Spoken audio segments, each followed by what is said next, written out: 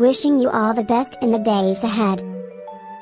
Hey, Dirt Dog. Thank you so much for a resub for 81 months. I really do appreciate it.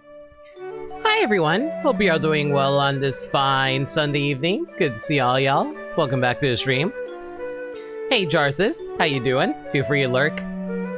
Montaru, good to see you too. Hi, everyone. It's been a while since the last time I did a Lina Breaks podcast. Happy Easter to all y'all too. God. Guess who forgot that today was actually Easter? This dummy. But hey, hope you're all doing well. So you may be wondering why I'm starting so late, as well as why I decided to do a podcast today instead of doing a normal game. So, I've been dealing with a lot lately. It has not been fun. So let me, before we get to the main subject of tonight's stream, we're going to be talking a little bit about my life and what's been going on with it, as well as some upcoming stuff that you guys probably should be aware of. So, most of y'all should know by now I've been dealing with some physical health stuff. At the beginning of this year, I had a lump on the back of my neck that suddenly got extremely swollen, and it was extremely concerning. Turns out it was actually a massive cyst that I had to get removed, and I had to do an emergent surgery a few weeks back. I feel like most people are aware of that. Now that I've mostly recovered from that emergency surgery, I still have to do one final surgery to remove the roots of the cyst, because the reason I had the emergency surgery was because it accidentally got infected, unfortunately. So we had to deal with that right away as soon as we can.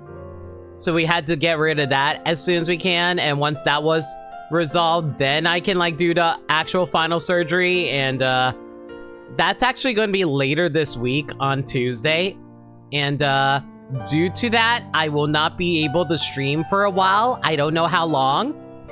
After my emergency surgery, I only needed a day or two to recover, but I don't know if this surgery is going to be more extensive or not, since this is the actual big one where we had to remove all the roots from my body. That sounds extremely concerning when I phrase it like that, but I'm trying my best to hold myself together, because I am very anxious and I do not like surgery. I don't think most people like surgery. I'm just extremely nervous about it, and I'm hoping that it will go well. I hope y'all will have the patience to allow me to recover from that. But yeah, I hope I can get through that safe and sound, and I hope that I can get back to streaming for y'all as quickly as I can from that. So please forgive my my absence for a while.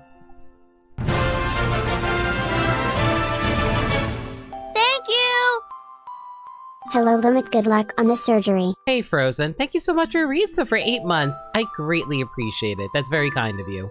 And I thank you for the good luck wishes. But yeah, I'm just extremely nervous about this upcoming surgery on Tuesday, so I just really hope it'll go over well, everybody. Oh. But yeah, that's the big news update I had to give in regards to my life. I have the surgery on Tuesday and I'm very anxious about it, so... And it also doesn't help it takes so long to recover from surgery, because man, there was so much blood! I had so much blood leaking everywhere! I know this is extremely vivid information that some people are squeamish on hearing, but man, I had 2 shirts stained with blood after the emergency surgery. That was not fun. Hopefully this new one will be a lot less bloody for me. But yeah, I hope it'll be resolved easily and painlessly, because man, the last time I did it was not fun. But yeah, so I just wanted to give you guys a heads up. Again, the surgery will be on Tuesday, so I will not be available for streaming or honestly being around for anything for a while, so hopefully it'll only take me like a day or two to not fully recover, but recover enough that I can actually stream again. Do they not give a medical gown during the surgery? I don't know how it goes. I just mean afterwards, like after you're patched up, all the blood starts leaking through your bandages and it starts leaking everywhere. It's not about the medical gown, it's about after the fact. It might be getting a new job to pays for tomorrow, so it's gonna be interesting going on that. Good luck with that, Frozen. Hope that goes well. But yeah, I hope the surgery goes well for me too. And again, I'm gonna be gone for a while, so I hope I can get back to you guys as soon as I can, alright? Alright, I think the music's a little loud. Let me try turning it down a little bit. Yeah, I think that's pretty good. But yeah, I think that's it for the life updates. Unless I'm forgetting something. Well, I probably should explain why I was so late today. So, I had to do taxes last weekend, so that was a lot of fun. So that took away a lot of sleep for me, so I didn't get a lot of sleep, so I kind of slept in today. Mustache Man, correct. We are going to be talking about the Mustache Man right now because I'm done with my life updates. So, how many people in chat have watched the Mario Galaxy movie? I'm not going to dive into spoilers yet. Like, I will tell you right now, as soon as we start talking about spoilers, I will throw this up on screen on the top left over here. Mario Galaxy movie spoiler talk will come up on screen when we start talking about it. You've seen it, Montaro's seen it, Frozen has seen it. You did your taxes the other night right after I said you do your taxes like 3 a.m. Oh no, Mets. Okay, so Peter's seen it, Falcon has seen it, and Dirt Dog has seen it last Friday. Okay, so we're gonna first we're gonna engage in non-spoiler talk before we actually get to the spoiler talk. So, ADHD hit you really hard. It was then or never. Yeah, like, I'll be real, Mets, like, after talking to you and knowing you for all this time, I know you're someone who really likes doing things at the last second for the most part, I think. Or at least, like, you make decisions at the last minute, though. But, yeah. Okay, so, I watched the Mario Galaxy movie yesterday in the morning. That was a terrible mistake because, oh my god, like, if there's one thing I need to warn you guys about, is never watch a children's movie on the weekend. Even if it's in the morning, it's going to be packed full of families. And lots of screaming children on their phones that aren't muted as they're watching Bluey on their phones during the movie.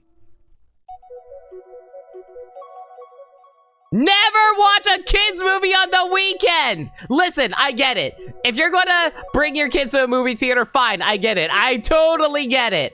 But man, maybe it's on me for deciding to watch a movie on the weekend to find out, oh yeah, families are probably going to be going. It's going to be extremely noisy.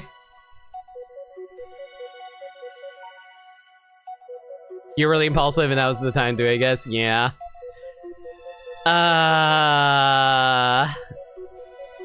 It was on Friday early afternoon thing and not a lot of kids show up, but it was spring break during that time. Yep. I probably should have actually seen the movie during a weekday, frankly, but whatever. Watching Bluey is the real thing. Yeah! Not during a goddamn movie in a theater! Dude, I am so freaking mad. Why does everyone feel the need to pull out their goddamn phones during a movie? I don't understand. If you cannot spare an hour and 40 minutes just to watch a movie without looking at your phone, I feel like you guys have issues.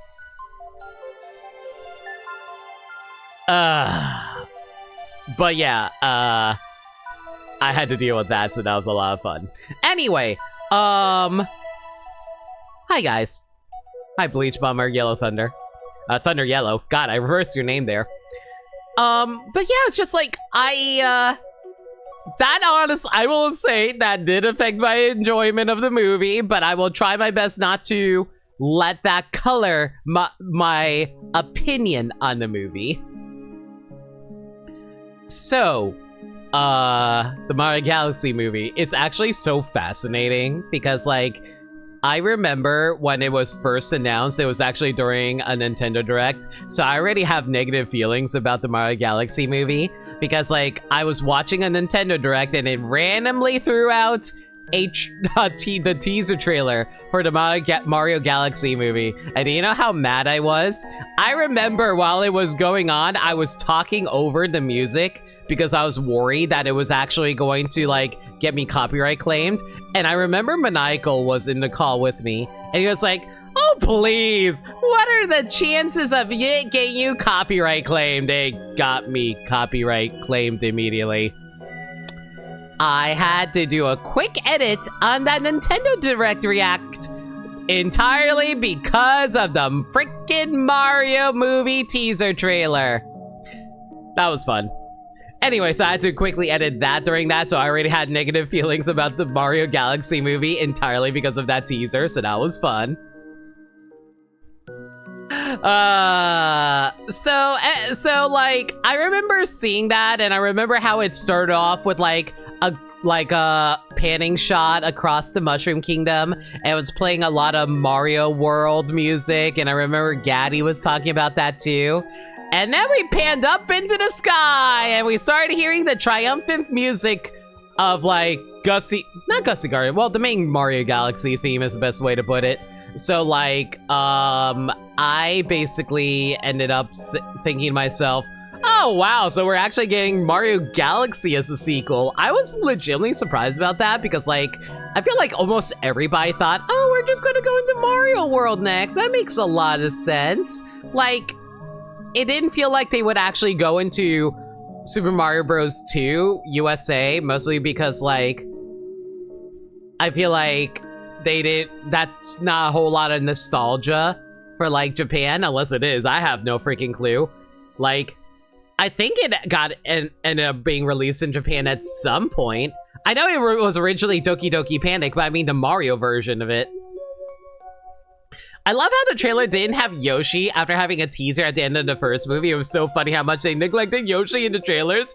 It's honestly so funny, and I will get to that. I will get to that, but like, they had to dedicate the entire second main trailer to Yoshi because they didn't showcase him the first time.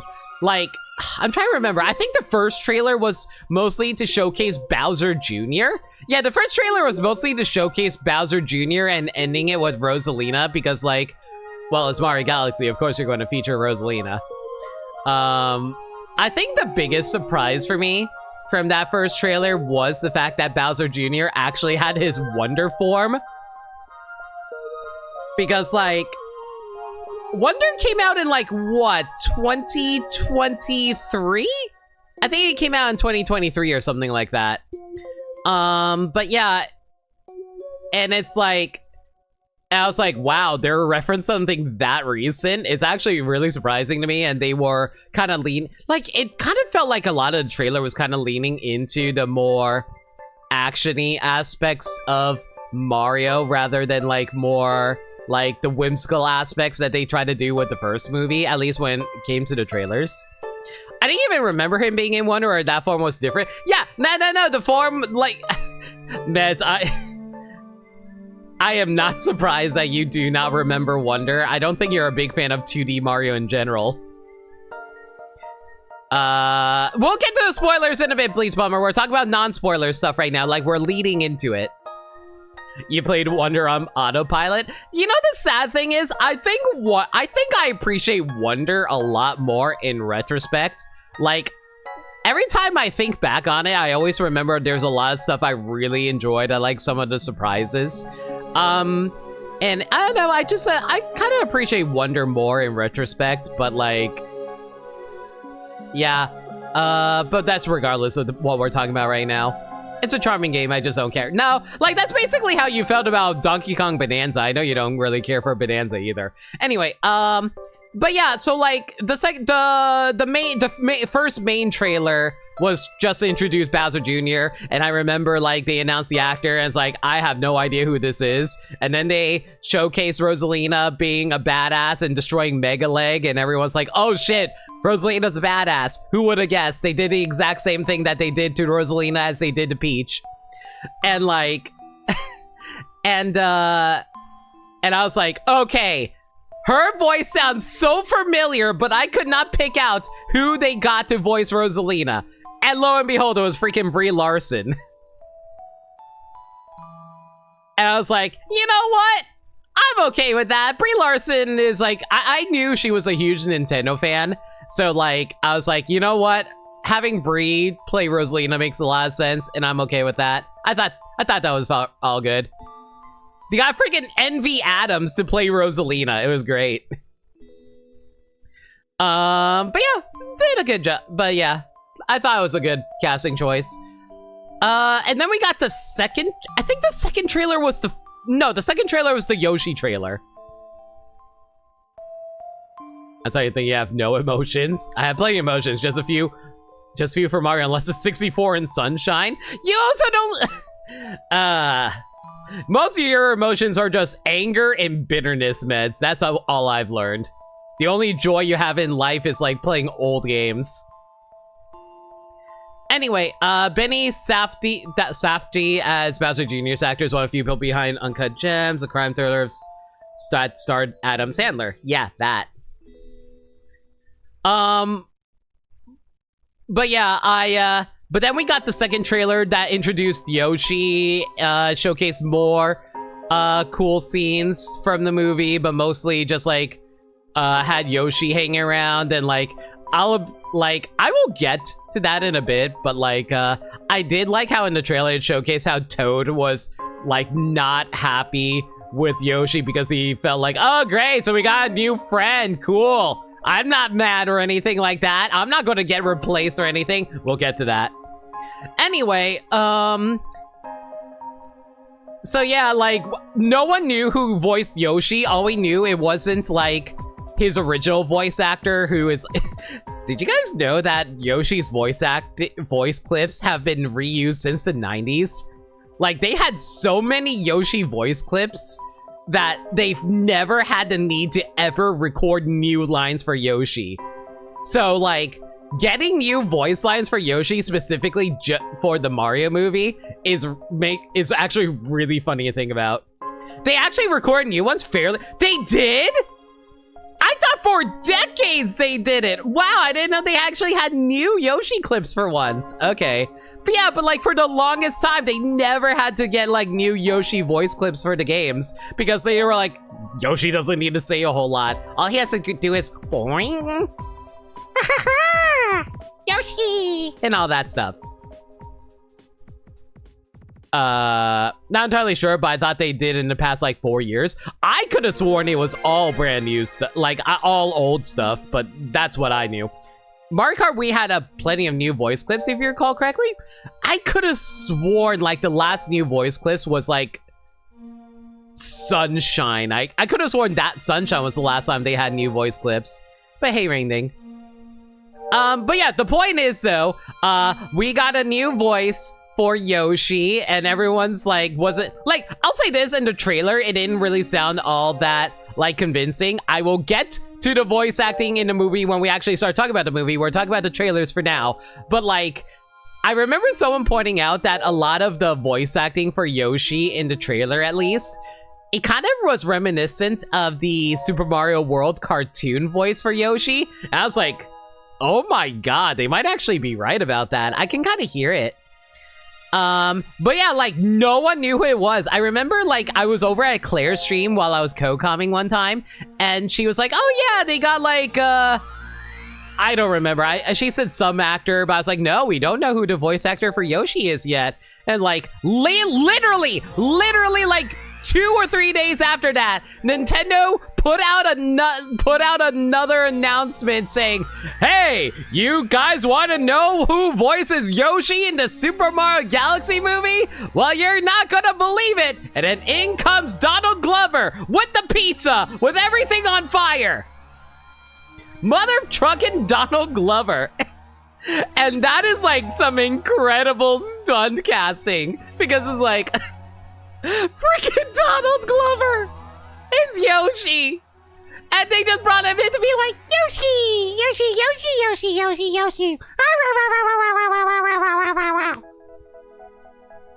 I can play goddamn Yoshi. And they were like, yeah, let's just give Donald Glover like $1 million just to make Yoshi noises. Why not? It's so funny. It's honestly so freaking funny. I'm not saying he did a bad job. I'm just saying it's funny they got Donald Glover. Like, they got a celebrity just to make Yoshi noises. And that freaking kills me. Anyway. Oh, he asked to be Yoshi? Well, that's even funnier. I know Donald Glover is a nerd. It's just really funny. Okay, Donald Glover was actually pursuing the role. Okay, you know what? I want to be clear. I'm not disrespecting Donald Glover. I think he's an incredible actor. I know he's also a massive nerd too, so I respect the hell out of that. I just find it really funny that he literally asked to be Yoshi. That is so funny, honestly. Okay, sure, why not? But it's still really funny. Alright, anyway.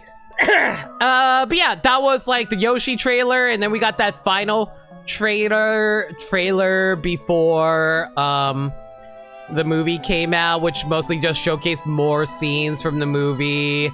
Not a whole lot to say about it, frankly. It was mostly just like showcasing more scenes. And yeah, that's about the last bit of news we got about the game. There was like an interesting sizzle. You know, I'm gonna throw up a spoiler talk right now. We're not gonna talk about, I'm not gonna dive into the movie quite yet. I'm gonna be talking about some pre-release information that they released. I kind of want to throw it out there just in case people don't want to be surprised about this, in case they want to avoid spoilers. But, okay, so before the movie came out, there was there's a sizzle reel of characters that were going to show up in the movie. There were 3 big ones. Well, technically 2 in a group of characters, so let's go with that.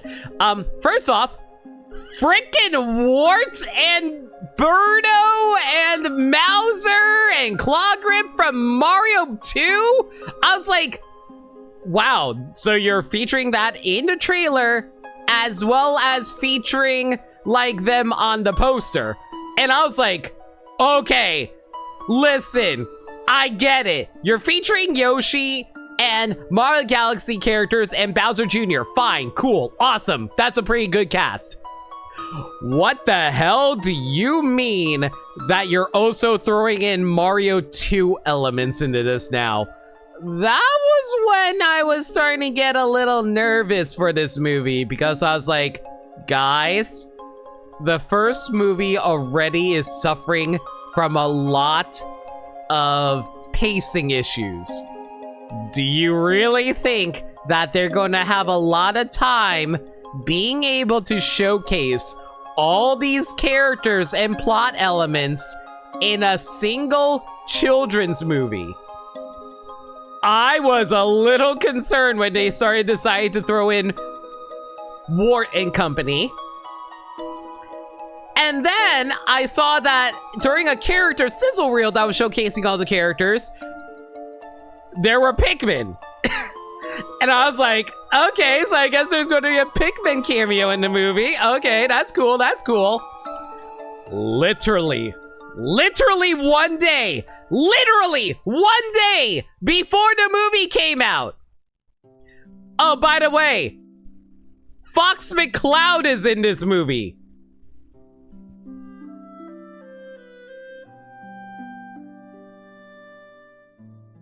What? It was a week before? I thought it was a day before. Okay, whatever. Yeah, a week before the movie, they casually revealed, oh yeah, Fox is in the Mario Galaxy movie. And I was like, I did not need to know this. Why did you tell me this? Why did you tell me this? I didn't need to know Fox was in the movie. I would have, if I did not know about that going into the movie, I would have lost my mind. I actually would have been freaking the hell out. I would have been like, there is no way they put in Fox into the Mario Galaxy movie. It got me in the theater sooner, but I'm still mad about it. No, that's what I'm saying, Meds. Like, it's a huge advertisement for Star Fox, and you know what? Star Fox kind of needs it, but at the same time, it's like, I didn't want to know. I wanted to be surprised about it. I would have, like, I want to be clear, Fox looks amazing. He looks so freaking cool in that poster.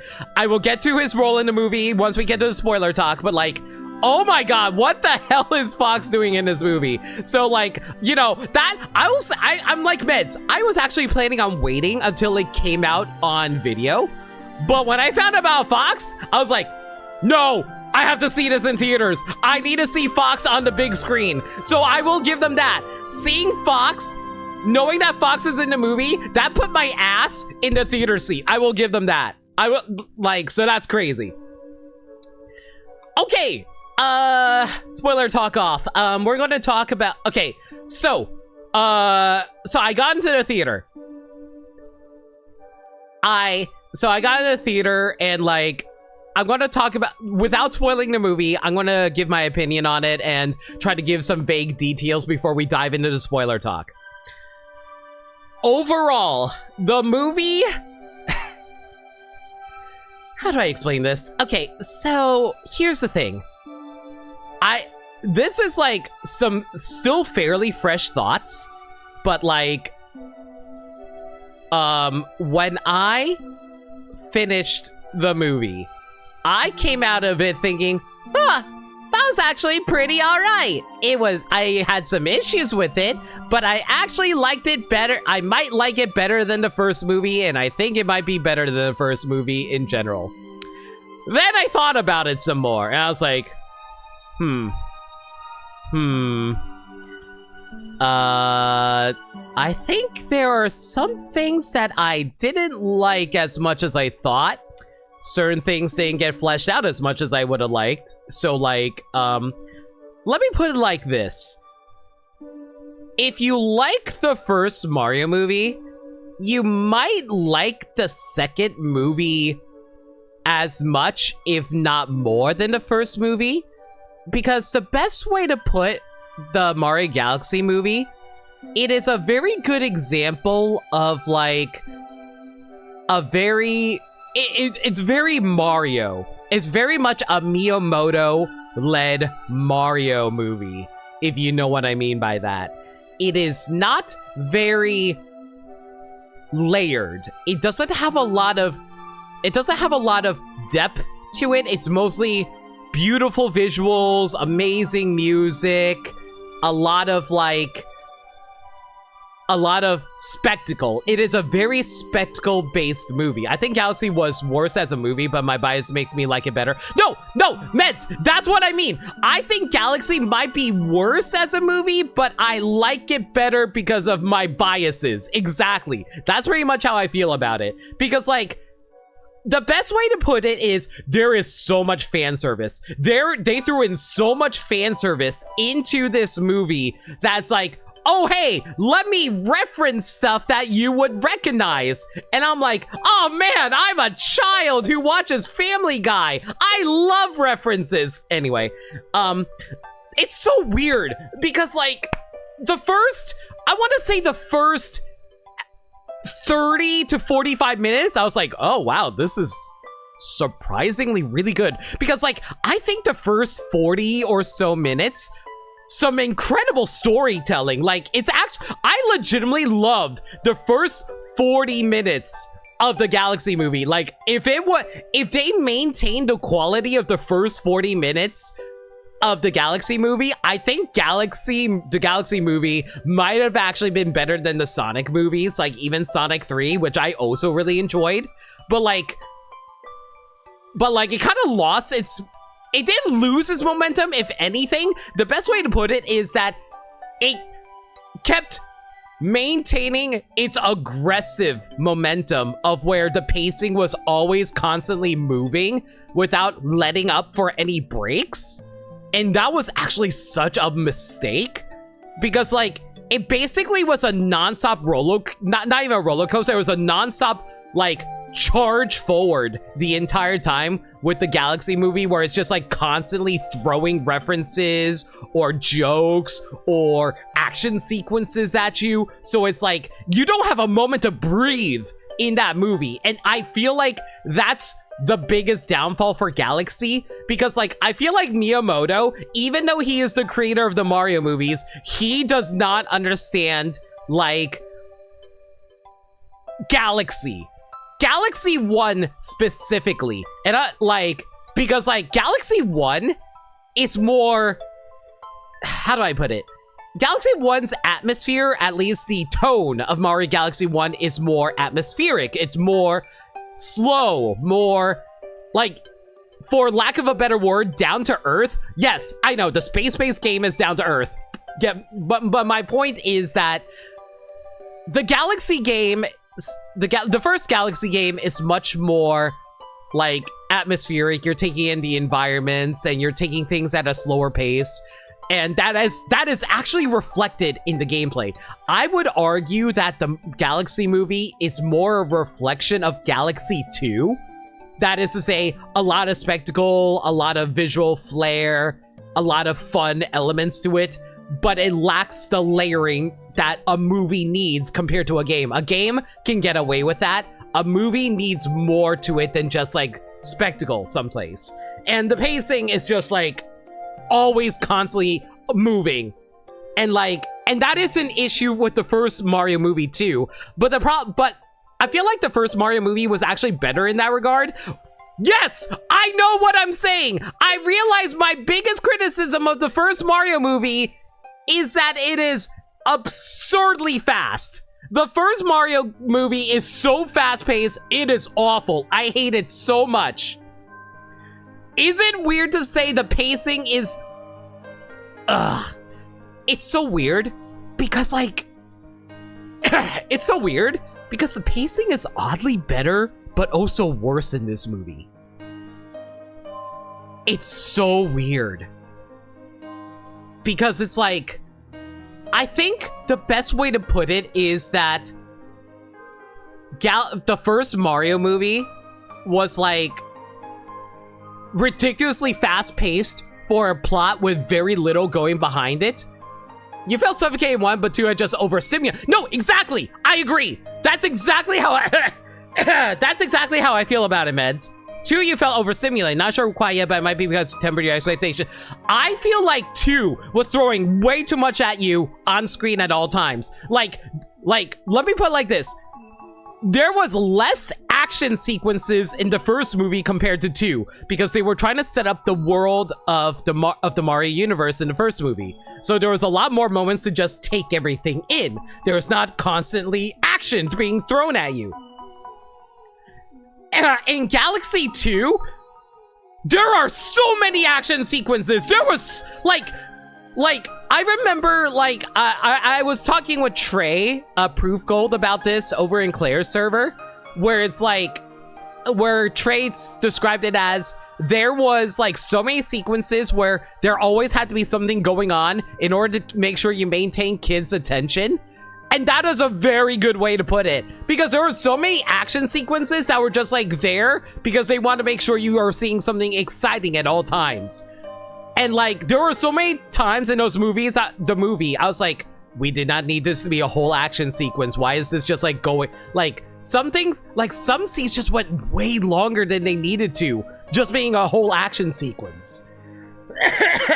And I was like, okay, you guys can tone it down. It like I feel like they could have replaced those sequences with character development scenes instead. And I feel like that would have pushed Galaxy over to make it more interesting. Get some water, thank you. Bachan, water please, thank you.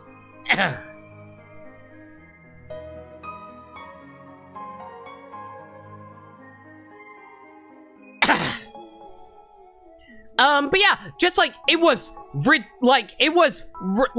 it's crazy because like I feel like in the first Mario movie, even though it was oh so ridiculously fast paced, it might be better handled than this movie. It's so complicated because it's like, how do I put it? It's like they did put more time into each scene. They didn't like speed through the scenes. They let them draw out. But the problem is they drew out scenes that didn't need to be drawn out. So it resulted in a lot more like gags or action sequences being drawn out instead of character scenes. We needed more character scenes. I have to watch the first one again to get a proper opinion, but you don't want to. I feel like I would like to watch the first movie again. I rewatched the first and second movie a lot, but yeah. It's just, I feel like the second movie is very much a victim of Miyamoto's, like, not hands-off, but like minimalistic storytelling. And I feel like with Galaxy specifically, that was a mistake. Because there is so much, because like, a lot of people remember Galaxy for its story, even though it technically is a game with very little story. Like, compared to like a JRPG or like even a modern day action game or something like that, like there is no story in Mario Galaxy 1. But there was still more than the Galaxy movie. And it's just... So what I'm hearing is Miyamoto's dislike of story in games is because he can't write a good one. Damn, Gaddy. Called out. But it's so frustrating because it's like, I feel like this movie had a lot of fun ideas. There was a lot of good ideas in this movie, but there was also a lot of missed potential. I can't think of a good one that he's ever made.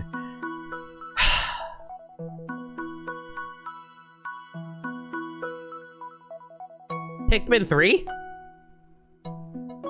No, that's not really that great. Pikmin 4? Nah. Other than Star Fox, that story was so good they kept telling it. God damn, you're right, Meds. But yeah, it's just like, I feel like if I were to give this a rating, okay, I want to be clear on this. When I give a rating for for movies, I never do point scores. I do a rating out of 1 to 10. So it's 1 is like the worst possible thing ever. Like, to 10, which is like basically a perfect movie. It'd be like nigh perfect. Like there's like, if there's any issues, it's like so minuscule you can't even think of.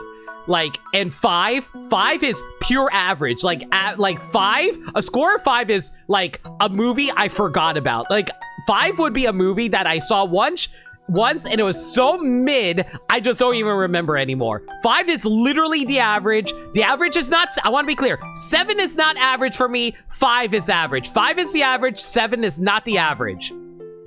If I were to give Mario Galaxy movie a rating, I would give it a 6. I don't think it's very good, but I think it was fun. That's the best way to put it. It is a fun distraction of a movie. And I enjoyed... Okay, so I want to be clear. This is my quote-unquote, objective take on the movie. If I were to, like, critically analyze it, that would be my objective take. If I were to give my personal enjoyment, leaning more towards 7. I would put it as 7. I don't do decimals. I want to be clear. I don't do decimals. I would make it a 7. I think as a personal enjoyment, I give it like a 7. Maybe, yeah, 7. Let's go with 7. But yeah, it's just like, it is interesting.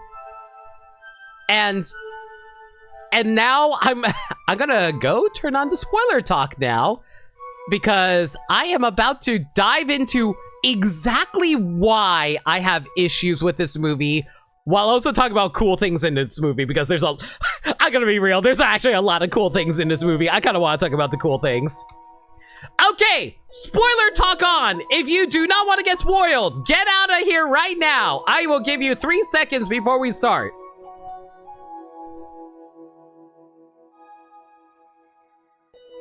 Okay, so, movie opens up with Rosalina in the Common Observatory. And I was like, yo, that's awesome. That's the best way to start things off. Rosalina telling a story to all the Lumas. Okay, so this is not going to be about the movie. Well, this is not really about the movie, but about, yeah, spoilers active.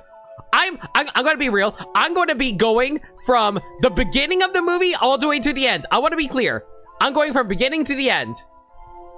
So I'm going to be going like mostly in order. So like, this is not related to the movie, but man, I don't like Lumas with mouths. Lumas with mouths is extremely creepy. I don't like it. Like, it makes them a lot less cute. Can we get rid of the mouths on Lumas? I hate it. Anyway, so yeah, the movie opens with like Rosalina telling I thought it was weird in the first movie too. Yeah, I agree. I don't like it. Aside from the Hungries, or even then, well, I don't know. I guess Hungry Lumas are okay. Anyway, so it opens with Rosalina doing bedtime story stuff for her Lumas, and it's cute. There's like I think there was like a Super Show reference where it's like, oh man, I'm all for the plumbers or something like that. I don't remember. Star of the Lumas, yes.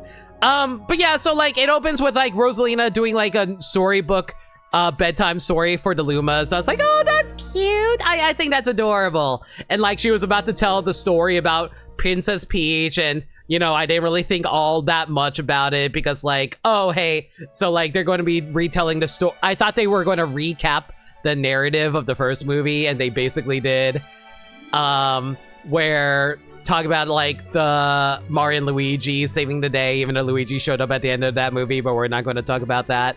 And then like it kind of continues into the into what they showed in the trailer, where Mega Leg comes in trying to like kidnap Rosalina, and they called her Princess Rosalina, and I'm like, man, I am not used to them referring to Rosalina as a princess, because like, okay, I know in supplementary material they refer to Rosalina as a princess, but like, I don't know, I always just like, most of the time I always known her as just Rosalina, you know? So it's like, it throws me off that the movie kept referring to her as Princess Rosalina, because I don't hear that often. It's mostly fans that refer to her as Princess Rosalina. Anyway, so, you know, Rosalina, you know, does her thing. She kicks ass. She beats up Mega Leg outside of, like, the bedroom area. And, like, it's like She-Ra, princess is now a species. Exactly. Princesses are officially a species. Speaking of that, we'll get to the post-credit scene. Spoilers. She wears a crown because she's a princess tourist. Exactly! She is a fake princess! We are gatekeeping being a princess now! Anyway, so like Rosalina's just demonstrating how powerful and badass she is, and I'm like, yo, fuck yeah, let's go, badass Rosalina. Rosalina is like the goddess of the Mario universe in my head canon, so I'm like, you know what, let her destroy Mega Leg, no problem. But then, like, Mega Leg realizes, oh hey, there's Lumas inside of that building over there. How about I blow it the fuck up? And I was like, holy shit! Bowser Jr. just tried to nuke a bunch of babies! That's so awesome! Let's go nuke a bunch of babies! babies. And I was like, oh my god, Bowser Jr. is here to play. Let's go. So he fired a bunch of bullet bills at the bedroom area, and Rosalina's like, no! And then she blows up all the bullet bills and saves all the baby Lumas, but that results in her getting kidnapped by Bowser Jr., so she's taken away, and all the Lumas start crying. It's like, oh no, Mom, she's gone! Dun dun dun dun dun! And then we showed the Mario Galaxy movie titles, if I recall correctly. So that's basically the opening cutscene of the movie. I was like, okay, that's actually a really good setup, because like even if you're not familiar with like who Rosalina is, but like as a casual viewer who doesn't know anything about Mario, you're like, it's like this poor like mother has been kidnapped by like the child of Bowser from the first movie. That stinks.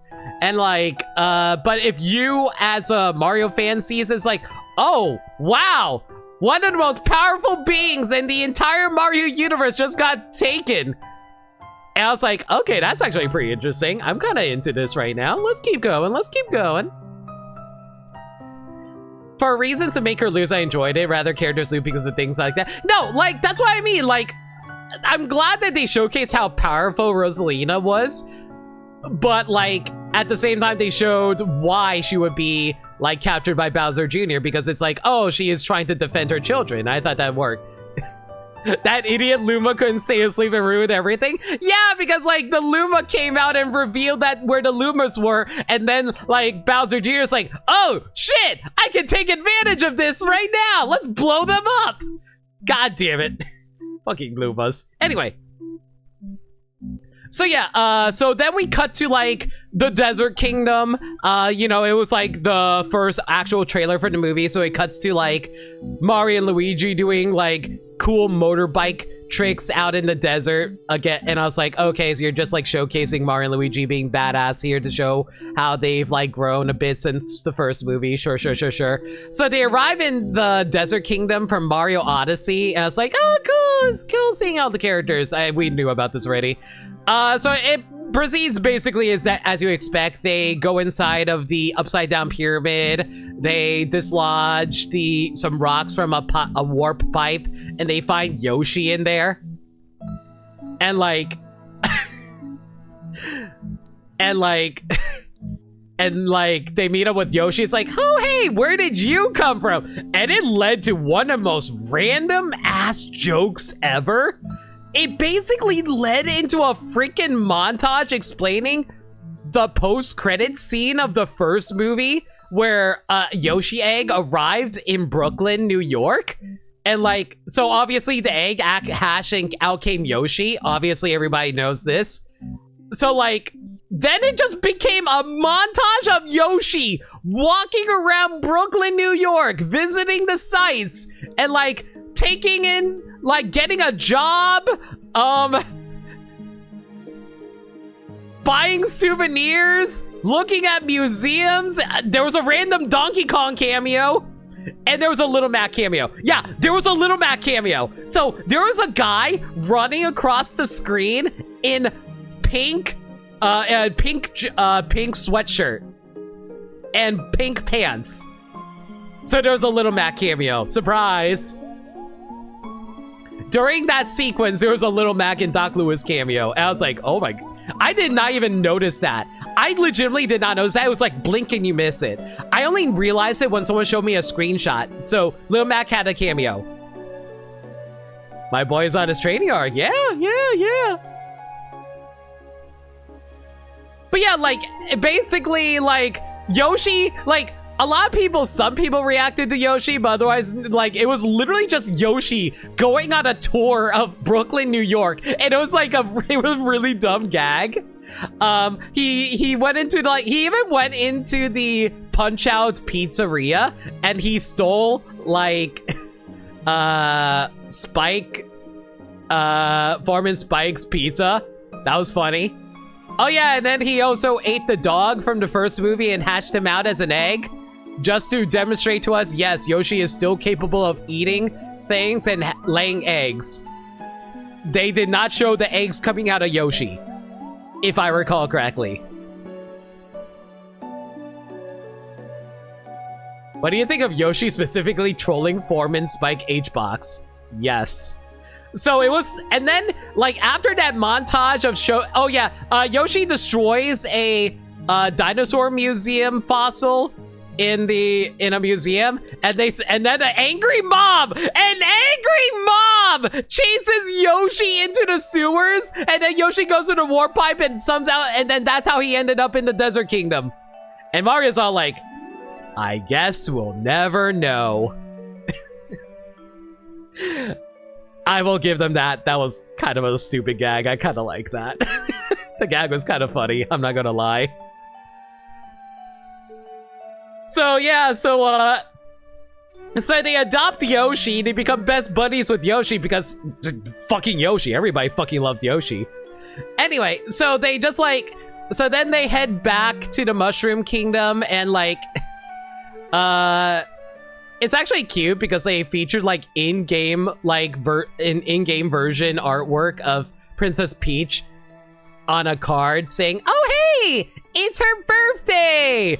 And I was like, oh, I guess we're not doing the Star Festival. I thought, when I saw the festival location in the trailer, I thought, oh, we're gonna be celebrating the Star Festival. No, it was actually celebrating Peach's birthday instead. I was like, okay, I guess we're doing this as a plot.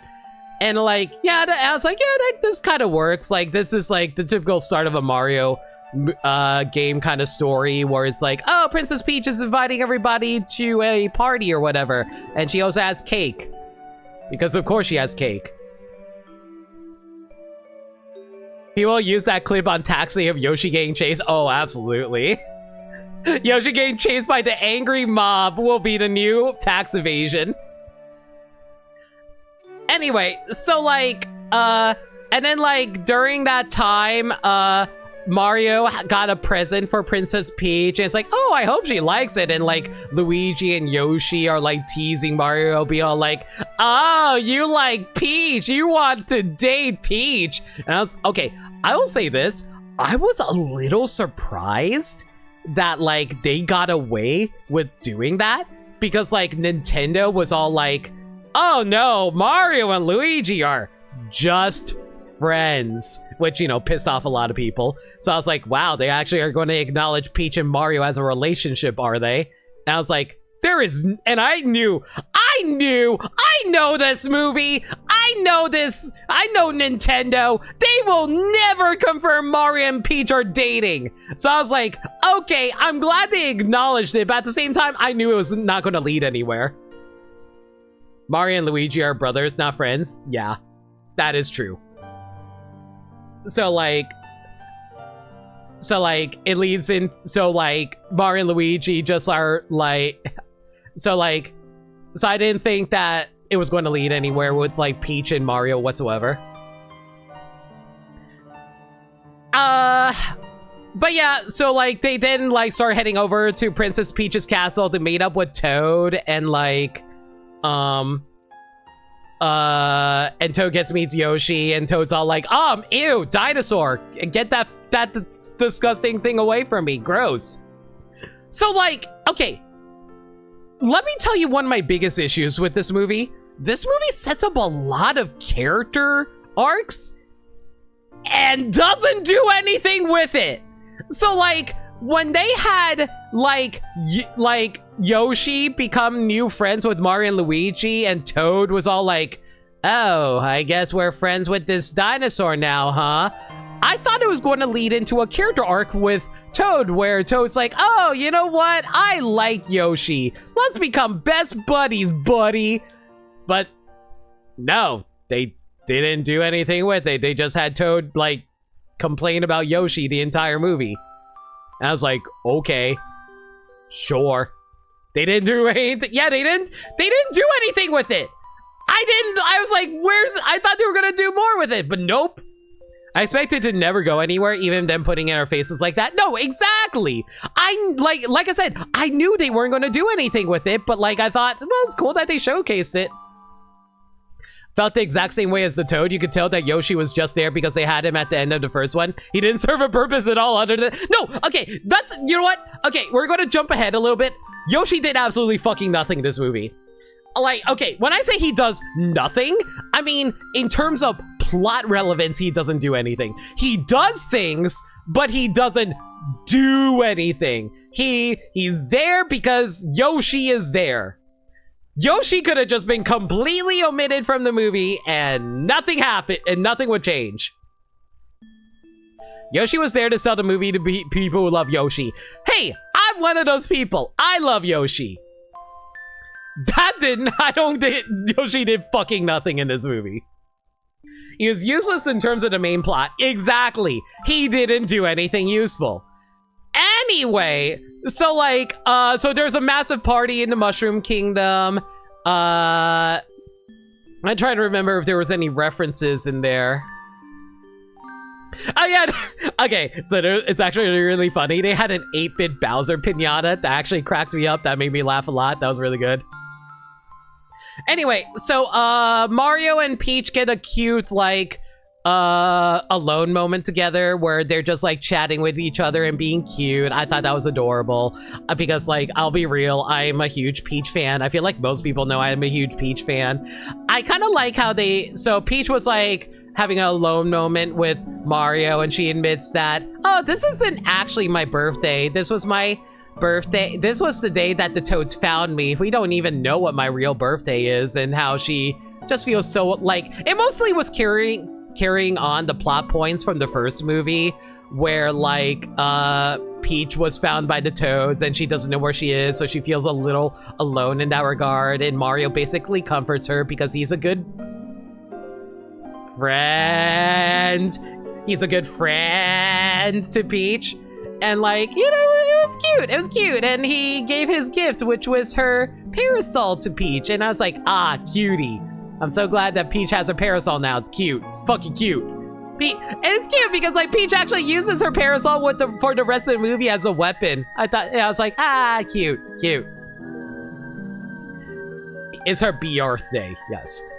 Okay, and then like a bunch of comets start flying over, dropping like star bits all over the place, and everyone's in wonder because like, oh, pretty star bits. But like, yeah.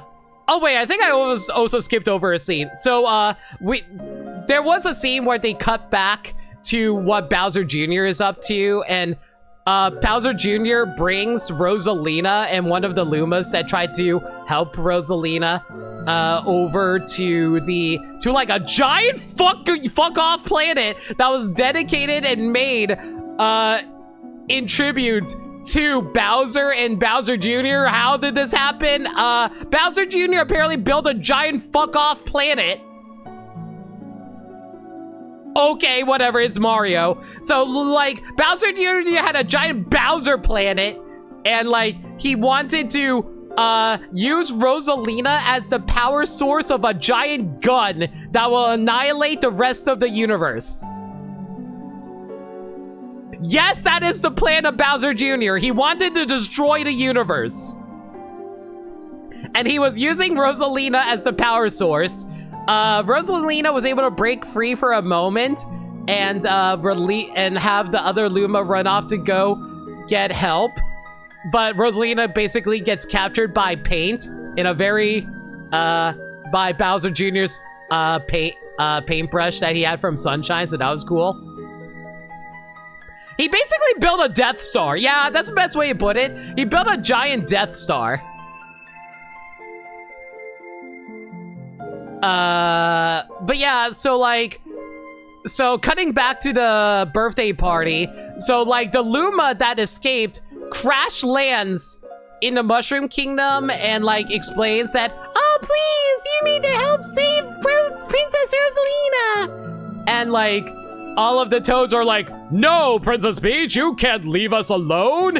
And like, I'll say there's actually a bit of a cute scene where Mario's trying to be a cool guy where it's like, you know what, let Peach decide things on her own, and like, I will respect whatever choice she wants. And as he leads all the Toads away, I thought that was kind of cute. That was a cute scene. Mario being a good guy because Mario's a good guy. That's cute. You think as well with all these Mario character references, and yet Toadsworth is still trapped in purgatory? It's so weird because they even have a freaking Toad with glasses. That blue Toad with glasses from like the first movie, he's also in this movie. That could have been Toadsworth. Why was that guy not Toadsworth? Go freaking figure. Anyway, so yeah, Princess Peach is like, yes, don't worry, I will go save Princess Rosalina. Toadsworth is still dead. No, unless I see his tombstone, Toadsworth is not dead.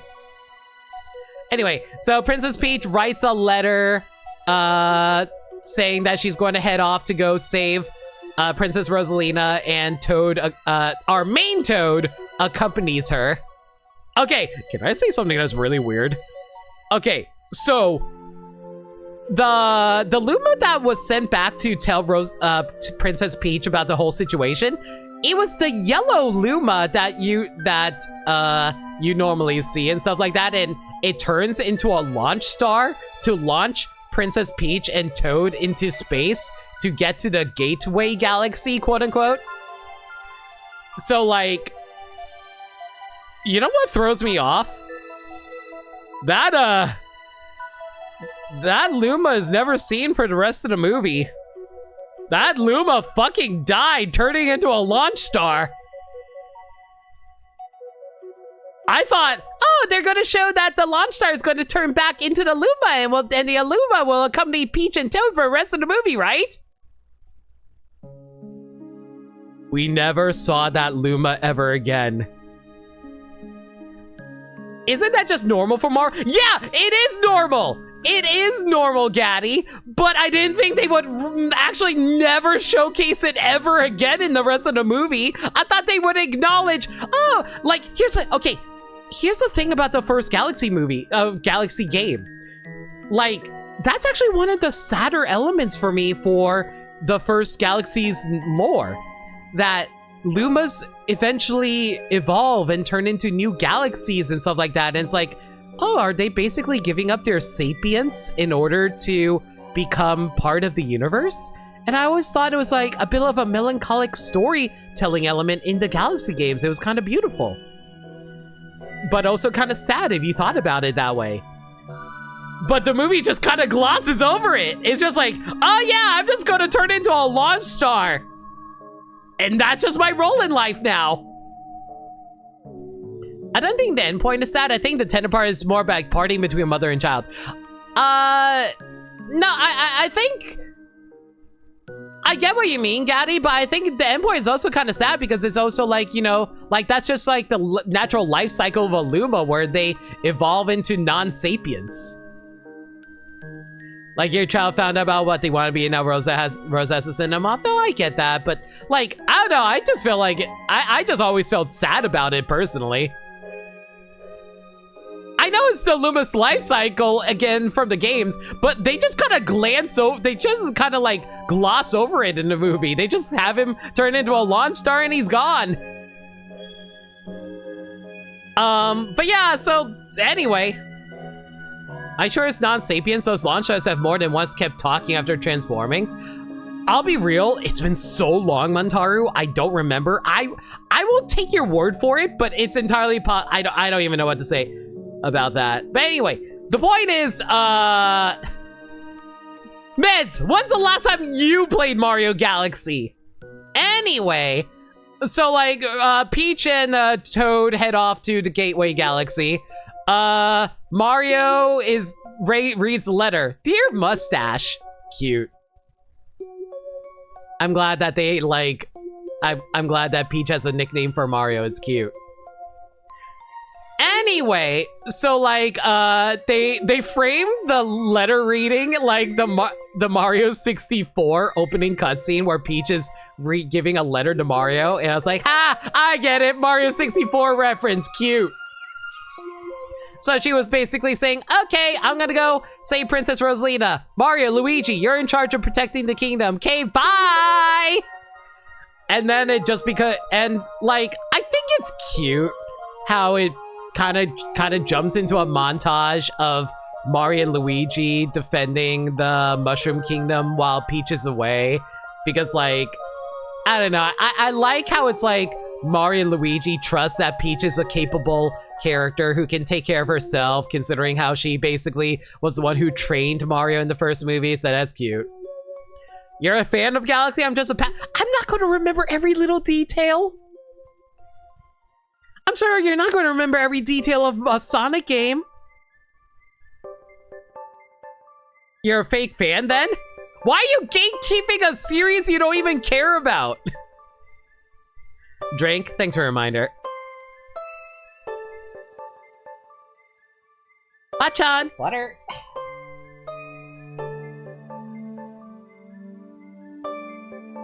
Anyway, where was I? So yeah, it becomes like a montage of Mario and Luigi helping defend the Mushroom Kingdom.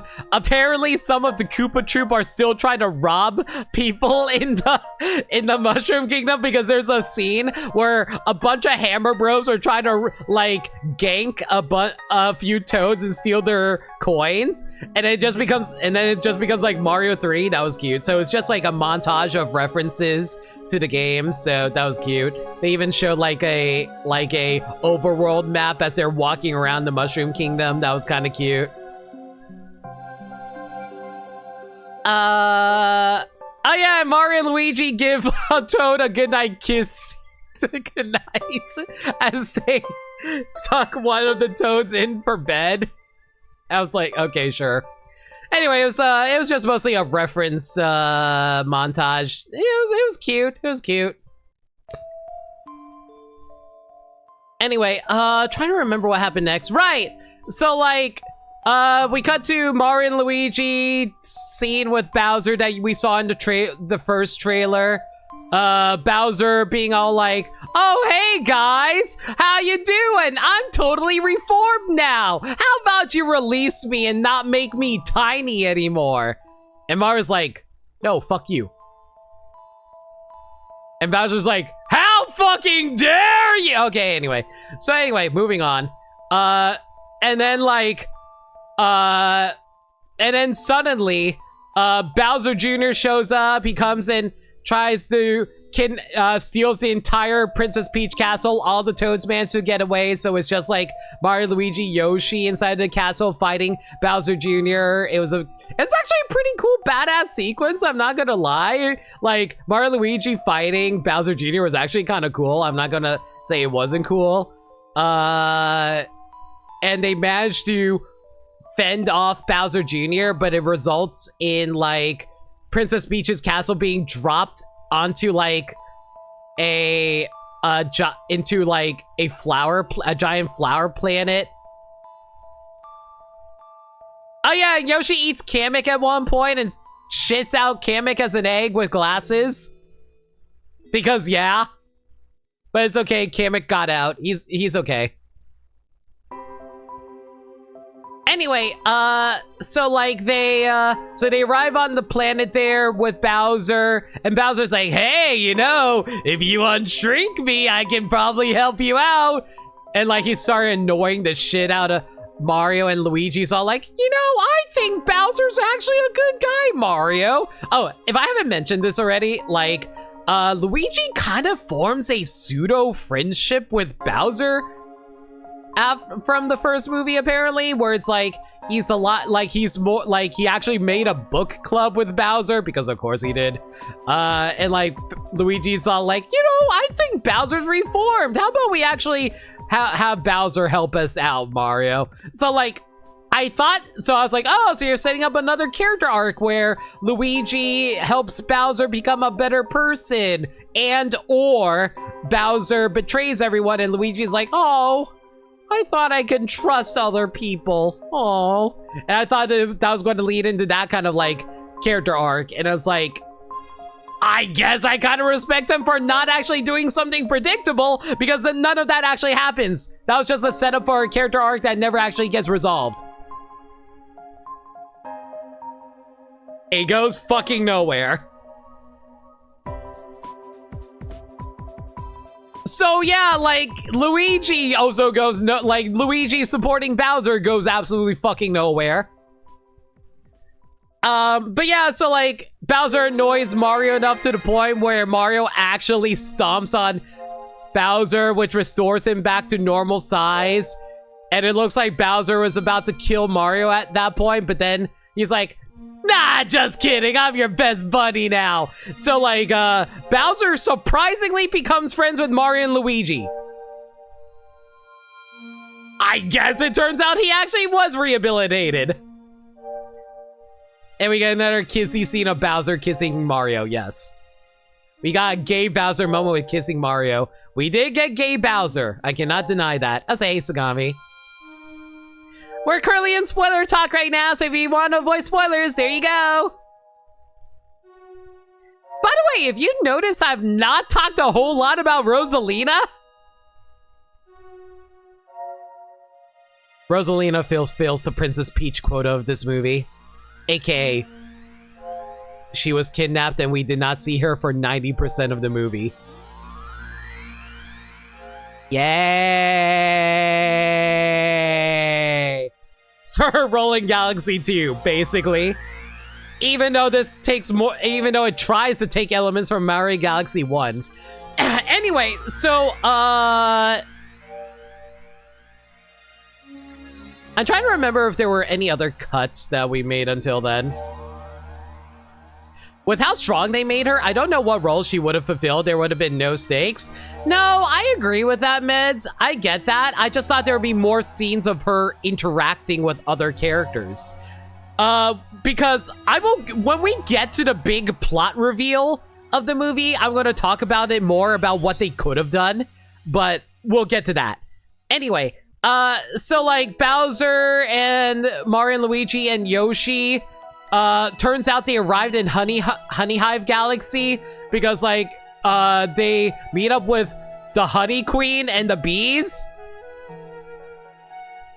She interacts with Bowser looking miserable on the floor. No, like, I thought she was going to talk to Bowser as a parent, but we'll get to that. We will get to that. Anyway, so they meet up with the Honey Queen, and the Honey Queen's a bitch. So the Honey Queen's like, yo, you freaking dropped the castle on my flowers. Fuck you. You're gonna work in my work camp for the rest of your life. And Mario Luigi's like, ah, shit. But then Bowser's like, no, I'm too badass and amazing. I will do all the work. Instead, let Mario and Luigi go to get to the Gateway Galaxy. And the Honey Queen's like, yeah, all right, I like big manly turtle men. So, Bowser legitimately sacrificed himself for Mario and Luigi. I was like, oh shit, we're actually getting good Bowser in this movie. Why does this feel like Mario RPG? The more I hear, the more I'm convinced this started as the Super Mario World movie and Galaxy was tacked on to help it sell it more in the name alone, basically. You didn't expect that at all? I was surprised that Bowser actually turned out to be a good person. Like, he actually got rehabilitated from his time in jail. That part felt weird and unearned to me. No, I agree. I agree. It just came out of nowhere. Like, they didn't set up Bowser, like, being rehabilitated. They just, like, the whole time they were selling it as, oh, Bowser is just being an asshole to Mario. And, like, it was so obvious that it was like, oh, hey, Bowser just wants to be big again so he can start being an asshole again and be a villain. So it legitimately just comes out of nowhere that Bowser is actually a good guy. It was weird. But yeah, so, like, Bowser sacrifices himself to the honeybees to work in their work camp, and the Honey Queen's like, yeah, all right, I'll just send Mario, Luigi, and Yoshi to the Gateway Galaxy. And Mario and Luigi's like, wow, Bowser, thank you so much. well, bye. I thought Mario was going to be like, oh, don't worry, I'll come back and help you out. Like, I thought it was going to be something cute like that. It was like, don't, you know what, Bowser, you're a good guy. We'll come save you when we can. But no, they don't even say that. They just like, okay, well, Bowser, goodbye. Spend the rest of your life in this bee work camp. Yeah, Bowser was ready to die there. I was like, what the fuck?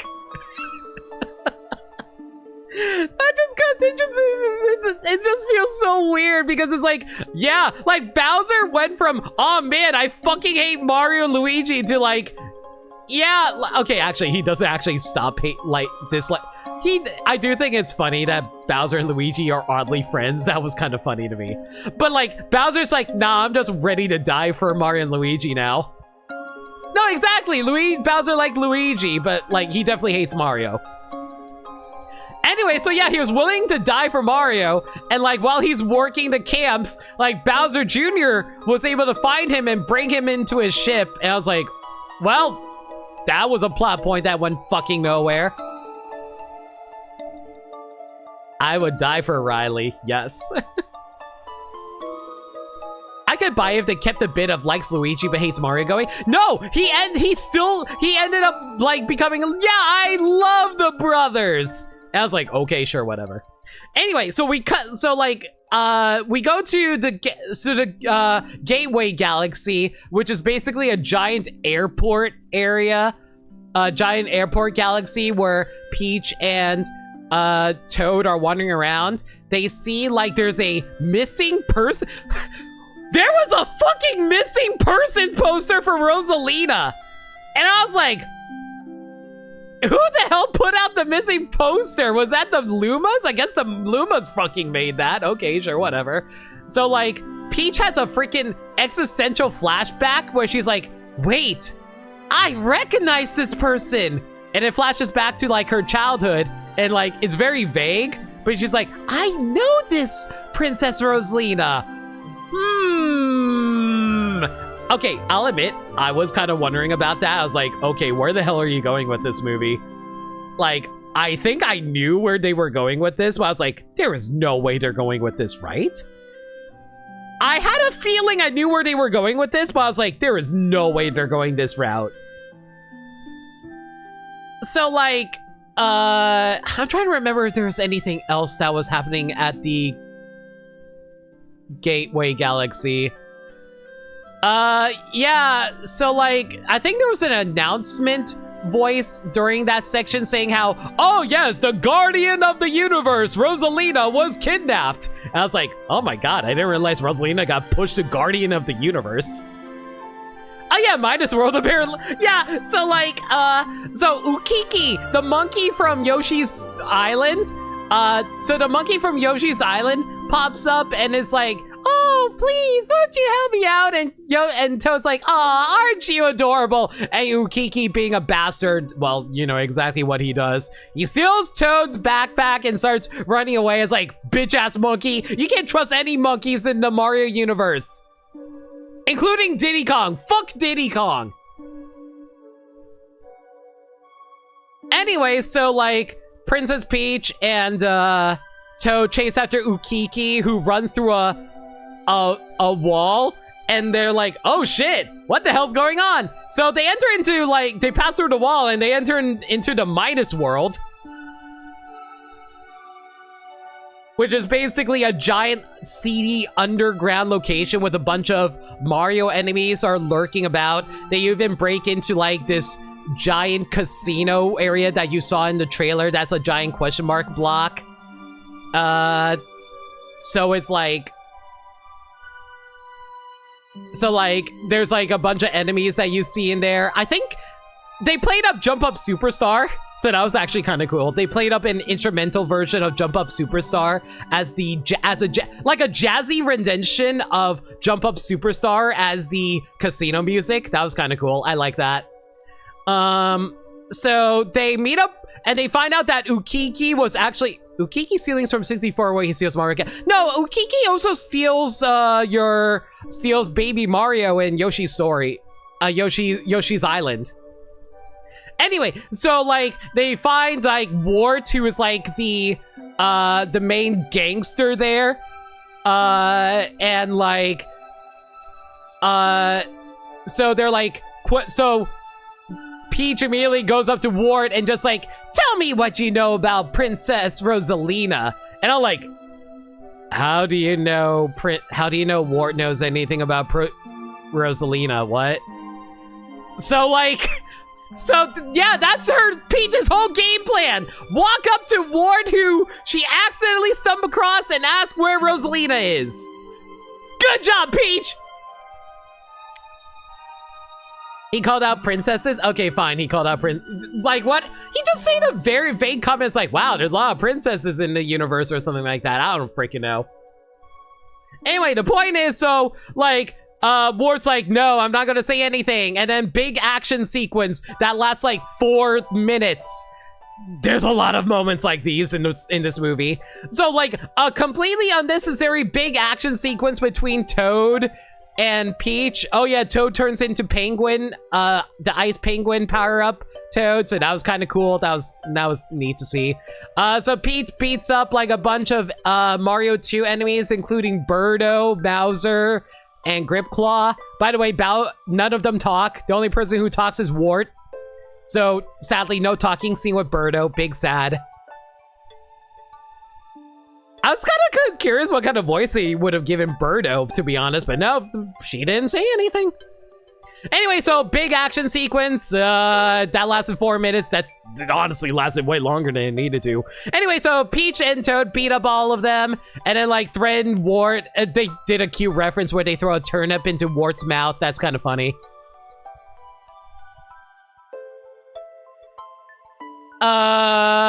Anyway, so, like, and then they ask him where they are, where Rosalina is, and Ward admits where Rosalina is, and then like, he says, "You won't be able to get there without a pilot." Wink. Anyway, so when I heard pilot, I was like, oh, I know exactly where this is going. So, Peach and Toad head back to the Gateway's front desk, which, by the way, there was actually a funny gag because in order to get into the Midas world, Peach had to kick a ventilation shaft in order to like get into it, and then one of the cog people from Mario Galaxy was fixing it up, and then Peach just kicks it open again and walks out, and the cog just gets fed up and walks away. And I thought it was that was actually a pretty good gag. I kind of like that. Anyway, so they go up to the front desk. Hi, it's Rob. So Rob is running the information desk at the Gateway Galaxy. I was like, okay, that's kind of cute seeing Rob there. And then they're like, hey, Rob, can you tell us where we can find a pilot? Oh, no problem. All you have to do is go here. And then like Rob just very slowly turns his body like classic toy Rob. And I was like, okay, you're making a dumb Rob turning joke. Okay, you got me there. That's kind of funny. Rob being slow as hell is actually really funny. I'm not gonna lie, that was actually really funny. So Rob just like turning really slowly as he points to where the flight deck is. So this is where the cornucopia of Nintendo references come in. So like Peach and Toad arrive in the pilot deck area, and there are so many references. You see the Blue Falcon, you see Samus's gunship. There's an extended scene where you see Olimar's spaceship, the SS Dolphin, and out comes a bunch of Pikmin and they play the Pikmin theme. That was cute. Anyway, so they're walking around asking various pilots if they can take them to Space Junk Galaxy, and they was like, no, that's way too dangerous. I'm not dying for that. And then like, oh, debonair certain pilot like shows up and is seen. It's like, hey, do you need a like, how's it going? Fucking Fox McCloud with the R-Wing. No, Samus wasn't there. Like, it was various Mario characters. It was Mario characters. So Fox shows up, And then, okay, you know what's so fucking badass? It was so awesome. Okay, so like, Toad is like, okay, so like, so what's your story? It's like, you're asking, and Fox is like, you're asking a lot of personal questions. Here's my entire backstory. So, we go into an anime, 2D animated sequence of Fox fighting in the R-Wing with the rest of Star Fox. And it's like showcasing all of the Star Fox characters by their full names. We see Falco, we see Peppy, we see Slippy, and Fox is giving up such a badass animated sequence of Star Fox doing like a bunch of cool airship maneuvers. It was so fucking awesome. And then, like, unfortunately, Slippy fucked up and, like, messed up the warp drive. And you also see a cameo of, like, N64 Slippy. And he's like, oh, man, this is what I get for making my engineer a frog. And then it shows N64 Slippy. I was like, God fucking damn it. This is really funny. Anyways, so the warp drive fucked up. And he said, oh, yeah, and I ended up in an entirely different universe. Star Fox is canonically a separate universe from the Mario universe.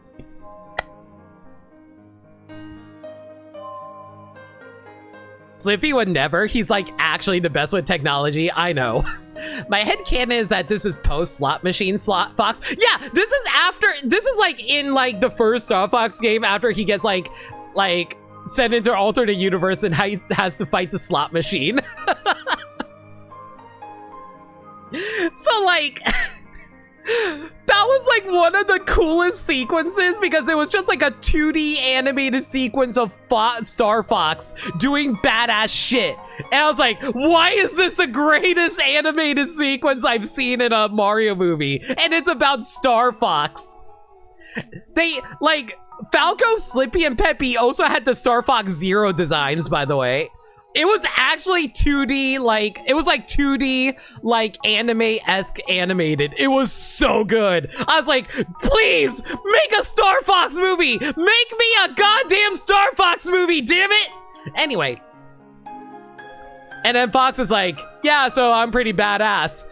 And then, like, Slippy's like, hey, so can you take us to Space Junk Galaxy? And Fox is like, I don't know. I'm not bought out that easily. And then Toad just opens up his bag and shows a bag of coins. It's like, and Fox is like, oh, hey, so you want a lift? And I'm like, that is so in character for Fox. I know so many people were like, oh, Fox wouldn't give up that easily over money. It's like, bitch, have you not played the ending of Star Fox 64? Bitch charges a number for any, like, work. Yeah, Fox is a good guy, but he's also a mercenary. Exactly! Everything they do is for money. Exactly. So, like, I saw people get mad about that. I was like, no, that is so in character for Fox. Fox would absolutely do this for money. So, yeah, so, like, Fox agrees to take Peach and Toad to Space Junk Galaxy. So, you know, thumbs up.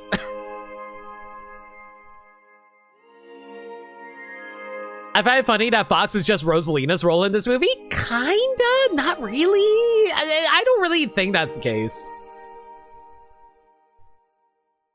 Anyway, so like, I'll give my opinion on Fox right now. Fox being in this movie is glorified fan service. It is he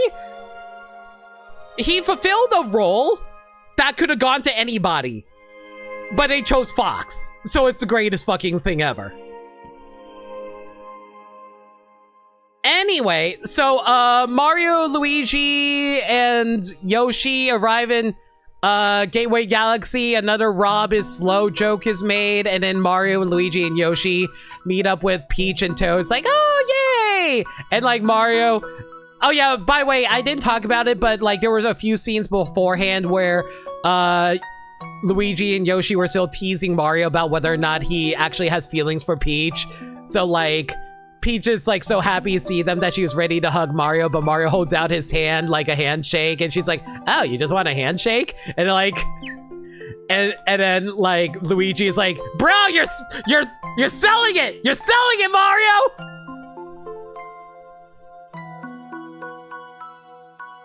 Anyway, so like Mario sees Fox, and like it seemed like there was going to be a rivalry for a moment between Mario and Fox because they were giving them each other the glaring eyes.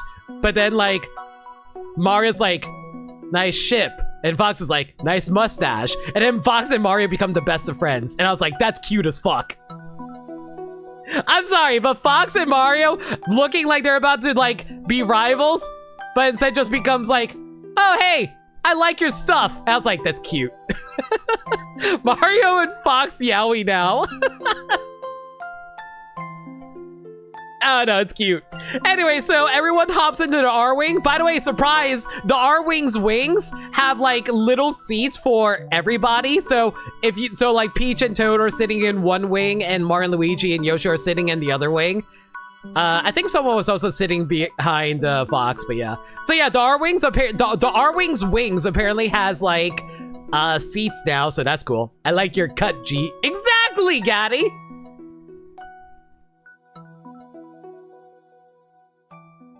And the rivalry would have been super played up. Yeah, if this was an MCU movie, they would have done that. Anyway, by the way, if I didn't mention it yet, there was actually Star Fox music remixes. Like, I know that they remixed the main Star Fox 64 theme, and they also remixed Cornelia's theme from Star Fox SNES, but I think I heard Area 6 at one point, but I'm not 100% on that. I think I heard Area 6. Yeah, it was all SNES and 64. Yeah, there was like some songs I didn't recognize, but yeah, there was a bunch of Star Fox remixes. It was awesome. Anyway, so yeah, so they start heading out to Space Junk Galaxy, but Bowser, you count at least 4 or 5. Yeah, it was good. So yeah, they as they're flying to Space Junk Galaxy, Bowser Jr. arrives in his giant ship and ambushes them with his father. Okay, so it's kind of interesting because like there was a scene where Bowser is like, there was some scenes earlier when he was with Mario and Luigi talking about like, oh, you met up with my son? I haven't seen my son in forever. I just want to be a good father to my son. So like, I was like, okay, so it seems like you're setting up like a family dynamic with Bowser Jr. and Bowser. I was like, oh, it's cute. You know how much I love Bowser being a father figure to Bowser Jr. It's kind of cute. SNES Venom was there? Oh, that's awesome. Anyway, so like Bowser, when he meets up with his son, it's like, oh, Bowser Jr., so good to see you. I thought I sent you to boarding school. And like, I was like, of course, you had to explain for some reason why Bowser Jr. wasn't there. So Bowser Jr. is like, oh, I gave up school. And Bowser's like, ah, I'm so proud of you. And I'm like, yeah, that's typical Bowser behavior. So like, and then there's an extended flashback that is like a tiny baby Bowser Jr. getting read a bedtime story by Bowser, where Bowser basically recites the whole main plot of the movie, where the main like plan of Bowser Jr. was apparently based off of a bedtime story that Bowser told Bowser Jr. through a puppet show, a really extensive puppet show, which was actually kind of funny, not gonna lie. I thought it was actually live action at one point because of how well animated it was, but no, it was still CGI. So it was like a big puppet show of like Bowser explaining how like he and Bowser Jr. were looking for home to call home, but everyone's fearful of them because they were too powerful. It's like, you know what? Fuck the rest of the galaxy. We're gonna, rest of the universe, we're gonna make our own planet, call it Planet Bowser. And we're gonna also make a giant doomsday gun that will annihilate all the rest of the universe and we'll all be happy. And it will be powered by the most powerful being in all the universe. Cut to a very crudely drawn picture of Rosalina being put into the gun. So Rosalina will power the Doomsday Death Star gun to destroy the rest of the universe. And Bowser Jr. is like, hell yeah, let's do it. And that was basically Bowser Jr. entire motivation. Oh yeah, and like the handmade puppets for Bowser and was his for his claws were just forks that were cut and strapped to his hands. It was great. One of the most important scenes from the main through line mirror of Bowser Jr. versus Rosalina and Peach making a bedtime story about how they're going to destroy everything versus how Rosalina tells stories of Hope and Peach. Yeah, basically. It's a boomsday device? No, it's a Death Star. That's all I'm going to ever call it. Because that's the boss in Galaxy 2. Wow, references! That makes the movie a lot better now. Anyway, it's the Eclipse Cannon. It's basically the Eclipse Cannon. Anyway, so like, that's like Bowser Jr.'s big plan. He's like, wow, Dad, check out this amazing planet I made just for us. Aren't you proud of me? Aren't you proud? And then like, Bowser Jr.'s like, and Bowser's like, oh, son, you did all this just to live out our dreams. I'm so proud of you, boy. And like, Bowser Jr.'s like, okay, now it's time to kill the Mario Brothers. And Bowser's like, and then like Bowser's just like a little indifferent about it because like oh hang on, let me get a drink of water.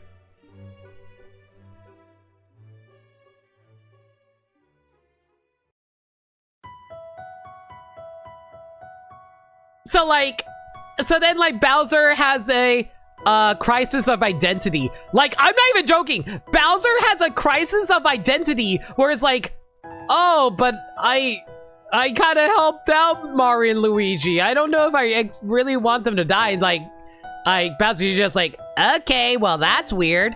Okay, I'll do this instead. So he pulls out the Super Scope. By the way, there was a cameo by Flood in that scene. Like, apparently, Bowser Jr. had a bunch of weapons, and one of the weapons was Flood. Cute.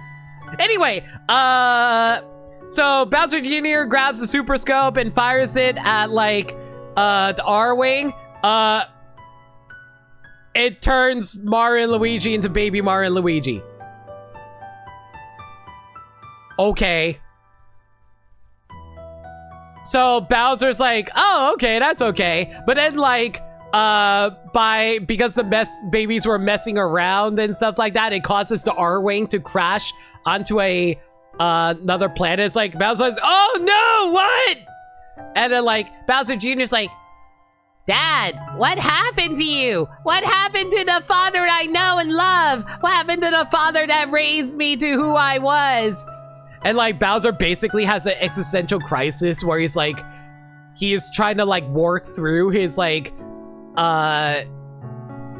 his redemption arc while also wanting to be the father that he was that raised Bowser Jr. because he is proud of his son. And I'm like, this feels so unearned because like, I think the idea's a good idea, but they didn't set it up well. They didn't set, like, they set up, like, how Bowser wants to be a good father to Bowser Jr., sure, but, like, they did not set up, like, Bowser actually having a relationship with Mario and Luigi because he just kept being a dick to them until, like, he decided, oh, hey, I'm gonna sacrifice myself to the honey mines. I think I just don't like Bowser in this whole it's so weird because, like, it was a good idea. They just didn't do it well. The implementation was just not there. So, like, Bowser basically is having an existential crisis trying to figure out who he is as a person. And, like, he's basically trying to figure out if he actually wants to be a good person or if he wants to be a good dad to Bowser Jr. And by good dad, I mean be an asshole dad to help his asshole son. He was being genuine even while small. Montaru! Here's the thing, though. You gotta understand. When you are telling a story, the important thing is conveying an idea to an audience. Misleading the audience makes the audience confused. That's the telling part of storytelling. The telling part of storytelling involves being able to convey ideas that are not necessarily clear to audience, but to an audience, to make sure it's an audience that can understand it. No, Montaru, that's a mislead. That's not conveying it, that's a mislead. Because before Bowser even gets unshrunken by Mario, he specifically is taunting Mario, calling him a worthless plumber. That is not good storytelling. That is misleading audience because they want you to be misled. That is not, and that's not subverting expectations. That is just pulling the rug out of you without actually explaining why. They didn't elaborate. That it was not explained. That was just them going the opposite direction because like, haha, you thought this, but no, it's actually the other thing, and we're not going to explain why. You're Montaru, no. Luigi agreeing that Bowser should become big again was also ignoring how many times that Bowser regularly kept on saying he was going to kill all of them.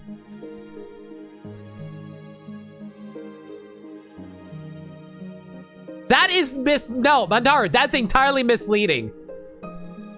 It would have made more sense if Bowser committed to being good after the thing with Mario, but he flipped back and forth too much to where I was just confused what they wanted me to feel. Exactly! That's what I'm saying, Meds. The movie was too conflicting.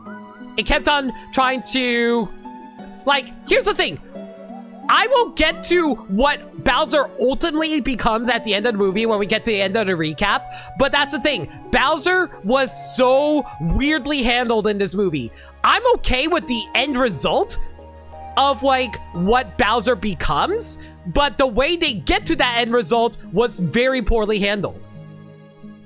There's a way to do both storyline, but they didn't commit to either. I feel Bowser tried to be good, but then Bowser Jr. talking where I have a screw that. Like he tried to entertain him, but then realized that's them. Yeah.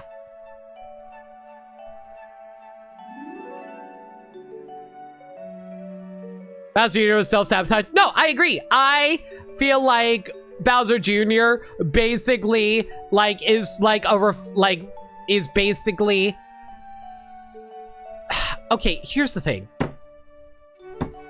Okay, so I'm gonna go, let me go into this after the recap, but I actually have a thing to talk about from a narrative writing perspective, because like this is something I kind of realized later after I watched the movie. So here's the thing. Let me finish the recap and I'll get back to it. Anyway, so Fox and company and the others crash land on a prehistoric planet. Fox has an existential crisis as a joke, which I thought was funny because they're like, no, my Arwing, my precious baby. And I was like, yeah, that's pretty funny. Anyway, so Peach and Fox are fixing up the Arwing while Toad and Yoshi are trying to find the Super Scope to revert baby Mario and Luigi. They come across a T-Rex and a bunch of dumb jokes. A bunch of dumb children jokes happen. They wake up the giant T-Rex and start chasing after the Yoshi, and then it's like a 5-minute sequence. It's a 5-minute sequence of dumb baby jokes and Yoshi running away, and then Toad gets turned into a baby, and then it becomes a Yoshi's Island joke. So it becomes a Yoshi's Island joke as they run away from a dinosaur, and Yoshi has to do Yoshi things to protect the babies from the dinosaur, and it's just a big action sequence. It was completely pointless. But they turn the dinosaur, the T-Rex dinosaur gets turned into a baby because the babies were playing with the Super Scope, and they turned the babies back to normal, except for the dinosaur. This fucking sequence was stupid as hell and unnecessary. I hate it. Yeah, so that was like 5 minutes of nothing. Okay, and then like, so like Mario and Peach have a cute moment together. I thought was cute. We needed more character moments in this movie, like Peach and Mario interacting. I'll say this, the Peach and Mario interactions were cute in this movie. I kind of like them. But yeah, so like, How did they get off the planet? Oh yeah, right. Luigi was on the radio, the R-Wing radio, trying to get someone to rescue them. The Lumas in the Comet Observatory were partying up like nobody's business without Mama around. Because they're little shits. Anyway, so the little shits hear on the radio that Luigi needs help. It's like, oh, hey, we probably should go save them. So the Comet Observatory flies over to their planet and picks them up. So that was cool. How are you today? Tired. But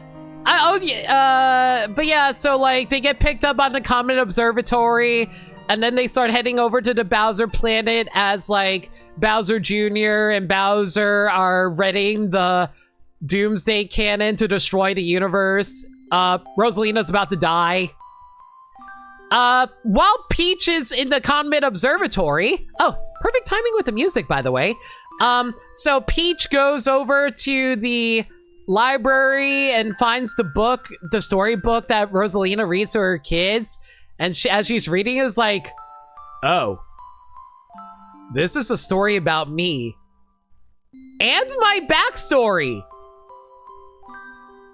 So long a time ago when Peach was a babby. Peach had a sister named Rosalina.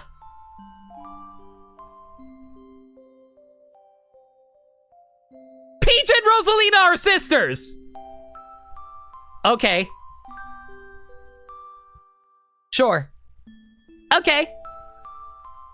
I was like, sure, okay. You know what the weird thing is? I'm okay with that. You want to know the weird part that made me really confused? They are sisters made out of stardust. They have no parents. They were literally born out of stardust, and both Peach and Rosalina have the power to create life and manipulate the universe.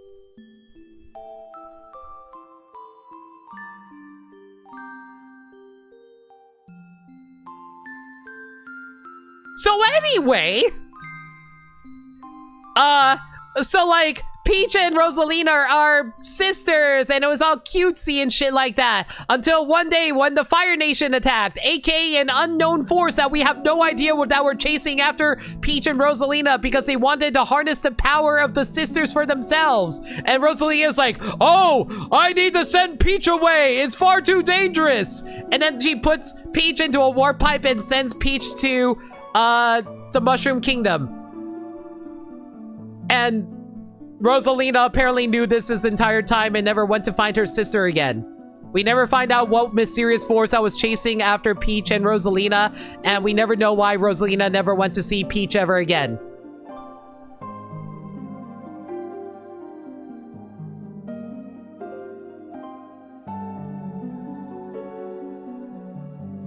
I don't get it. Why? Why? Why? I can't believe Master Hand would do this. Yeah, Releaser just being like, welp is a little strange. No, exactly. This somehow will lead to Darkman and the inevitable Kirby crossover. Okay. I saw a fun theory about who the mysterious force I was chasing after Peach and Rosalina, but I'll get to that later. Anyway, so yeah, they never explained why Rosalina and Peach had to be separated. I assume they had, okay, if I have to assume things, that's not a good thing to do for a kid's movie. If this was like an art house movie, I could probably get away with it. But if it's a children's movie, you have to explain things a bit more. Mataru, you don't need to explain. If you need to explain it to me, I think the movie failed in trying to explain that. That's a lot of assumptions we have to make.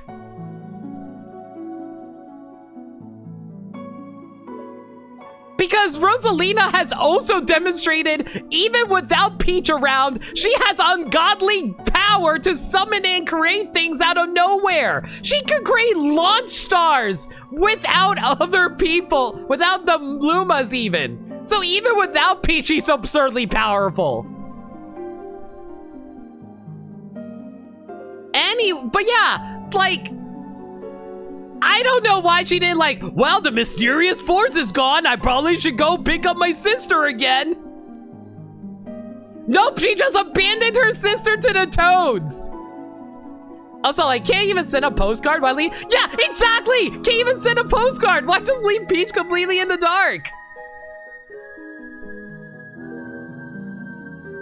You just effectively abandoned your sister for no reason. I'm sure, I am so sure they're gonna try to explain this in the next movie because they basically did that with the last movie where they explained Peach's backstory. But like, okay. But like, yeah, like if you're wondering about Peach and like Rosalina being sisters, yeah, whatever, I'm okay with that. Like, there's no issues with that, that's fine. The only thing that kind of makes things awkward is all the Yuri art between Peach and Rosalina. If anything, that'll kind of make... It's weird because I feel like that'll either, one, make it drop or make it increase, depending on who you are. Anyway. That won't change a thing. We'll see. Anyway, so Peach finds out about her backstory. It's like, oh shit, I have a sister. And then I was like, oh, I get it. So this movie's main theme is about family. Okay, so I had to think, so I will get back to that. If the main theme about this movie is family, I will get back to that. So anyway, so, it's a Fast and Furious movie. You know what? Considering the upcoming scene where Fox gets everybody cool space jackets and starts flying on the Comet Observatory to Bowser's planet, yeah. So like, this is a better family movie than Lilo and Stitch. You take that fucking back. Anyway, so they arrive at the planet. It's just, you meant live action? Okay, there you go. Anyway, so they arrive on the planet, action scene of them sneaking into the castle. There's a Mario Maker joke. So like, Luigi and Yoshi are fighting off the minions along with Toad, I think. Actually, no, I think Toad was actually left back on the Comet Observatory. Anyway, so Peach and Mario gets dragged into an area where Bowser Jr. literally Mario Makers his own level that will try to kill Peach and Mario. It was actually kind of funny because he basically had a screen that was depicting all the characters in like Mario Maker 8-bit style. It was actually kind of cool. But again, it was another unnecessary action sequence. Like, that's, again, one of the biggest issues in this movie. There were so many unnecessary action sequences. If only Bowser Jr. had a Wii U gamepad. If he did, I would have lost my mind. Anyway, so, like, Bowser sees how disappointed Bowser Jr. is, and, like, basically Bowser decides, you know what? I just want to be a good dad to my son. So he goes out to the bridge area connecting where Bowser and Peach were to the main castle area, and it basically becomes a recreation of the boss fights from Mario 1, where you fight Bowser on the bridge. So Mario, it's like, Bowser, why are you doing this? I thought we were buddies. And like Bowser's like, no, that time is past, Mario. I have decided that I am Bowser, the evil king of the universe, blah, blah, blah, blah, blah, blah, blah, blah. Like, not literally in those words, but basically paraphrased. So, Mario has no choice but to cut the bridge and have Bowser fall into the lava below, where you actively see him melt into the lava. Holy fuck! And Bowser Jr. is crying like, no, Dad, my father. And Mario actually looked kind of remorseful about that because like, oh, he actually helped me out that one time. I was like, okay. And in my head, I was like, there is no way they're doing this, right? There is no way they're going to do what I think are about to do, right? We're not seeing... And out comes out dry fucking Bowser, looking so fucking badass badass. Holy shit. Dry Bowser looks so fucking awesome. No, I knew where it was going. I knew where it was going, man. I was like, there is no way. You are not doing Dry Bowser, right? Fucking Dry Bowser. And I was like, holy shit. Dry Bowser looks so good. Dehydrated Bowser. I knew that they were going to cut the bridge for Bowser. I didn't think they would go dry. I thought they were going to go Dry Bowser when he went into the lava. I knew they were going to cut the bridge. I didn't think he would actually land in the lava. When he landed in the lava, I was like, oh shit, we're getting Dry Bowser. Holy shit. Anyway, so like Dry Bowser comes out looking badass as hell, and Bowser Jr. Okay, you know what's weird? Bowser Jr. not only turns into his like Wonder form, he also adopts the dark color scheme of Fury Bowser from Bowser's Fury. So he is Wonder Fury Bowser Jr. Holy fuck! Anyway.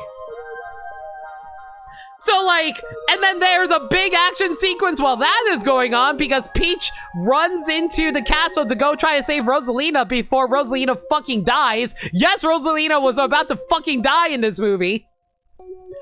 So yeah, big action sequence of Mario fighting off Dry Bowser and Wonder Fury Bowser Jr. And then like Luigi and Yoshi shows up with a bunch of power-ups, like so like Luigi gets the cloud power-up from Mario Galaxy 2. Mario gets the drill power-up from Mario Wonder, and Yoshi turns into a balloon from Galaxy 2. Well, that was weird. Anyway, also that was the most MCU writing I ever seen. Luigi just saying, well, this is weird. Gotta love MCU writing. Anyway, Anyway. So big action sequence, blah, blah, blah, blah, blah, blah, blah, blah. And then like they are able to fight off Dry Bowser and Wonder Fury Bowser Jr. to the point where Luigi catches Bowser Jr.'s paintbrush. It's like, ha-ha! Now I'll defeat you with this! So Luigi scribbles on the ground and he summons Mr. Game & Watch.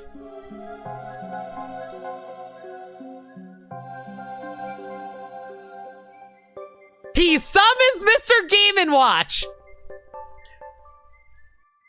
That was pretty funny. I'm not gonna lie. Him drawing Mr. Game & Watch is funny. So Mr. Game & Watch fucking fights Dry Bowser Smash Brothers style. He literally does his up B at one point, and then he side B'd him. I'm not even joking. Freaking Game & Watch side B'd Judgment Hammered Dry Bowser. A number did not pop up, but he pulled out a hammer and hit Dry Bowser, and he fucking annihilated Dry Bowser.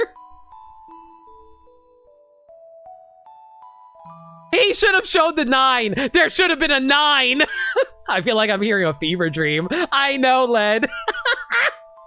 Anyway, so like Bowser and Dry Bowser get scattered into a bunch of pieces.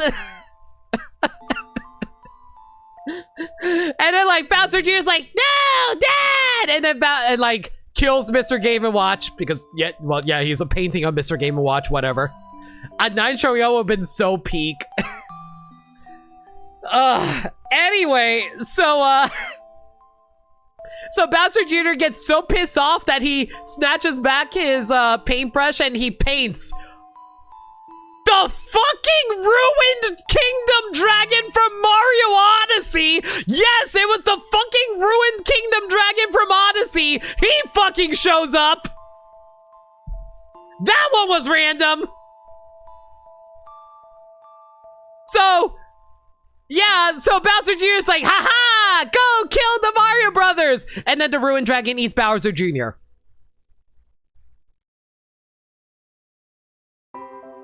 What amazing timing on that music to stop there. So the ruined dragon shows up, eats Bowser. When Gobble Gut. Why was it not Gobble Gut? Anyway, so the ruined dragon eats Bowser Jr. Bowser's like, no, my son! And like, Mario's like, oh, well, I feel bad. So Mario hits another question mark block, and out pops up the red star power-up from Mario Galaxy 1. You know, the one that lets Mario starts flying around? So Mario starts flying around. It's a huge dramatic rendition of Gusty Garden Galaxy as Mario beats the fuck out of the ruined dragon using the flying power-up and smashes through his belly and saves Bowser Jr. that way. And literally flies through the dragon. Like, it pops out the other side, and it dies.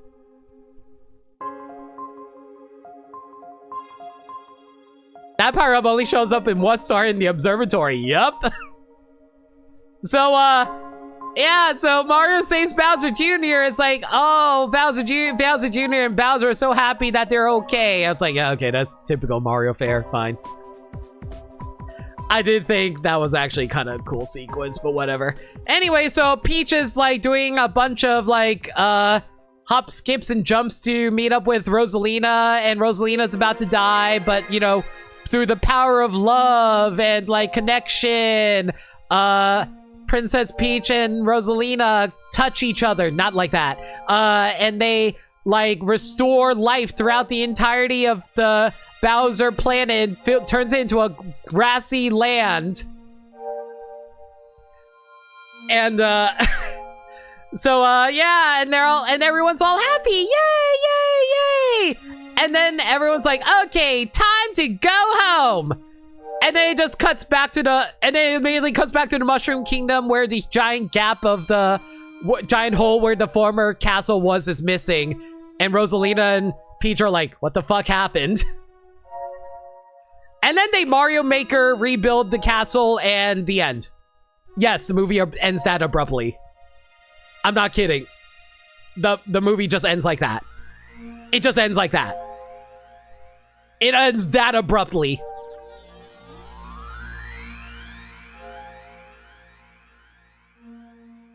Oh yeah, like when they finished building the castle, Peach gave Mario a kiss, so that's how they resolved that plot point. Yay! Mid-credit scene. Dry Bowser's head is in jail with Bowser Jr. and they're trying to escape out, and like Bowser is so proud of his son because family. Luma Lee is the guard and it's being all depressing. I'm like, okay, fuck you. I don't care about Luma Lee.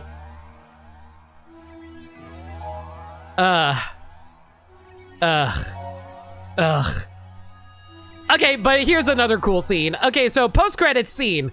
I kinda alluded to this earlier. Meanwhile, at the Gateway Galaxy, Ukiki steals a Woodley traveler's stuff, and then like a fist punches Ukiki and gives it back, and then the Woody is all like, "Oh, thank you so much, Your Highness." Hi, Daisy. It's Captain Falcon. No, it's Daisy. I'm like, yay, Daisy! I love Daisy. Yeah. Anyway, movie over.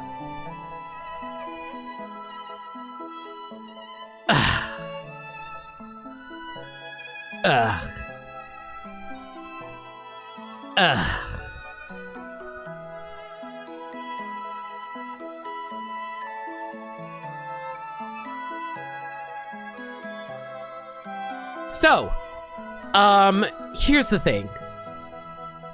I kind of made it sound worse than it actually is, but there is actually a lot of cool elements to this movie. Let me put it like this. If you are a big Nintendo fan, you will get a huge kick out of all the cameos and references. I think there's a lot of visual flair to this movie. I think this is a gorgeous movie. I think the action... Okay, if we look at the action sequences in a vacuum, they are well choreographed. They are very visually stunning. They are very amazing looking scenes. It's very high tense, a lot of fun. But when you put them together, this movie feels like a montage of scenes. And I don't mean a montage of scenes in terms of, oh, it's a movie that sequentially falls together. It feels like it feels very slapdash as they throw everything together. Everything, it just feels, I mostly describe the scenes accurately, but a lot of it's just very slapdash. It's thrown together. If you're going for Mario Galaxy, you'll be disappointed. If you're going for a Mario movie plus in space, you'll like it. Yeah, what Men said. Like, it's the Mario movie again. And it's just, that's the thing. That's the thing about this movie. It's very disappointing. Because if you're going for it for Mario Galaxy, like Med says, it's just like, you're not going to get what you want. You don't get the level of character depth from Rosalina's storybook. The sadness of Rosalina being a child who lost her mother, and she's only grasps that fact as after going into space and traveling so far and knowing she's never going to see her mother again. But then she finds new things to follow in as she becomes her own mother to these Lumas. Like, that's some nice stuff. But you don't get stuff like that in this movie. Like, I feel like the big emotional moment in this movie isn't even with Peach and Rosalina. It's arguably with Bowser and Bowser Jr. Because I will say, I think the Bowser and Bowser Jr. relationship is pretty decent in this movie. Except for Bowser himself. Bowser's relationship with Bowser Jr. is good. The problem is Bowser having that oh-so existential crisis of whether or not he is a good person or not kind of adds conflict to it, because, like, I don't know what they're trying to argue. If they're trying to argue that Bowser's main conflict is whether or not he can be a good person and a good father, I'm just like, you can't be both? I know they had to somehow get Bowser being back a villain for the rest of the series, but the way they did it makes sense to you. I agree. The way I look at it is, I feel like what they should have done is that, this is what I think they should have done. I think they should have kept up the friendship with Luigi. If they had Luigi interacting with Bowser instead of Mario at the end, I feel like there would have been a greater conflict. Luigi could appeal to Bowser more, and Bowser actually likes Luigi for one thing. So, like, Bowser would have been more conflict versus Mario, where aside from the one scene of Bowser kissing Mario, he has been nothing but antagonistic to Mario. So having Mario be the one who has that big confrontation with Bowser cheapens it a lot. It sounds so funny how it cut, but now it's like they're going to return to him being the main guy. Exactly. It's just, I hate to compare, but I feel like there's routes they could have taken from Sonic 3 to make plots work, not for similar ideas. Maybe. So there's no way they can take the stakes down to Sarasa Land now, right? Well, considering how, okay, you know what they're gonna do? They're gonna make Daisy like Yoshi in this movie. Remember how Yoshi did jack shit? Daisy's gonna do jack shit too. I'm gonna tell you right now, how much you want to bet the next movie is going to be Super Mario Odyssey movie? And Daisy does jack shit.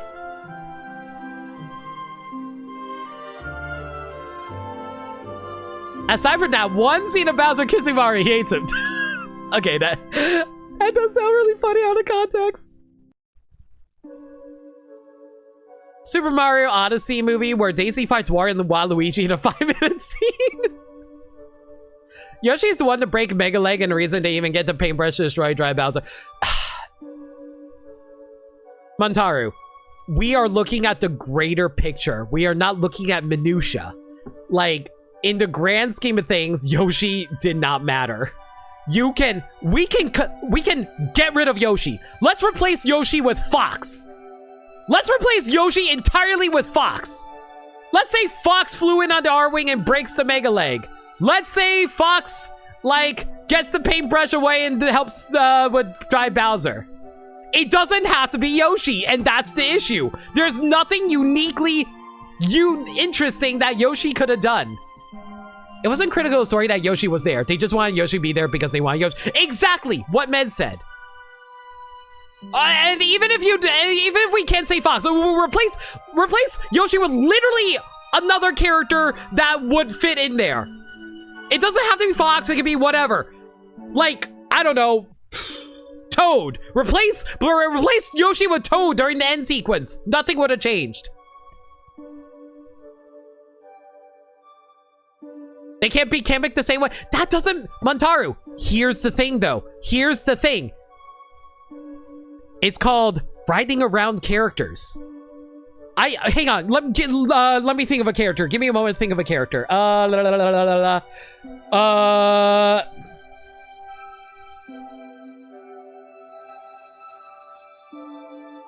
Gino. You know what? Let's say this. Okay. I'm gonna replace the entire Yoshi in the entirety of. I'm gonna replace Yoshi entirely with Gino. Gino gets found in the pipe. Oh, hey, we're best buddies. Oh, Toad doesn't like Gino because he's so cool. And Mario and Luigi fucking love Gino. Hey, Gino needs to fight the Mega Leg. He throws a disc. He breaks Mega Leg. Oh, Kamek is here. He shoots Kamek in the face, and Kamek's face becomes like all blackened with soot, like Looney Tunes style, and he passes over.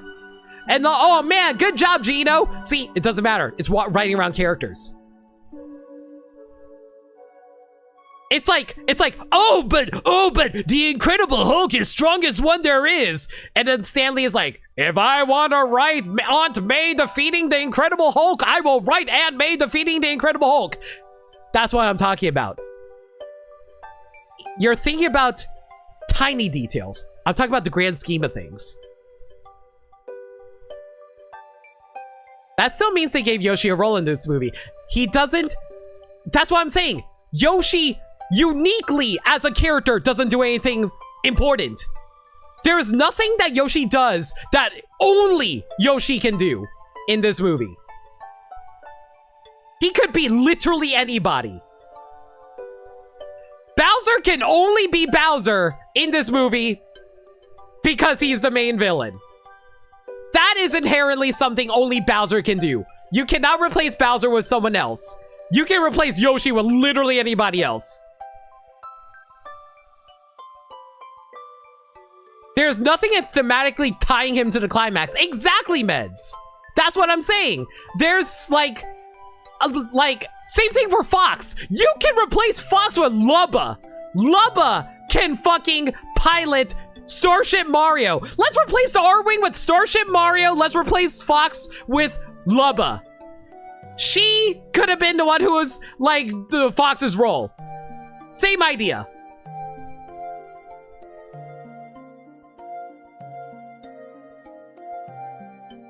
No, Bleach Bummer. That was not what Stan Lee was saying. Stan Lee was saying the writer decides things. It doesn't matter what the story is. It's up to the writer if it's well written. They have to make sure it works well. But they can make anything happen they want because they are the writer. I can write a story literally right now, writing about how Bowser cannot punch Mario in the face. And you know how I do that? The climax of the first movie. Give him the superstar. There are so many ways of explaining how things happen. You just have to figure out the way to write it. Unfortunately for Yoshi, thematically, Yoshi does not matter. But Fox is cooler. Fox is, okay, listen, Fox is cooler. I agree. I love that Fox is in this movie. I'm not saying that I want him replaced, but like, oh, by the way, actually, I skipped a scene. Sorry, there's actually a scene I skipped. I forgot about Fox. Okay, so Fox actually leaves the jail and they start playing the Star Fox 64 themes. Like, oh man, that was nice of the Space Princess fixing up my warp drive so I can get back to my universe. Well, see you later. And then Fox flies off in his R-Wing back to his universe. Yay!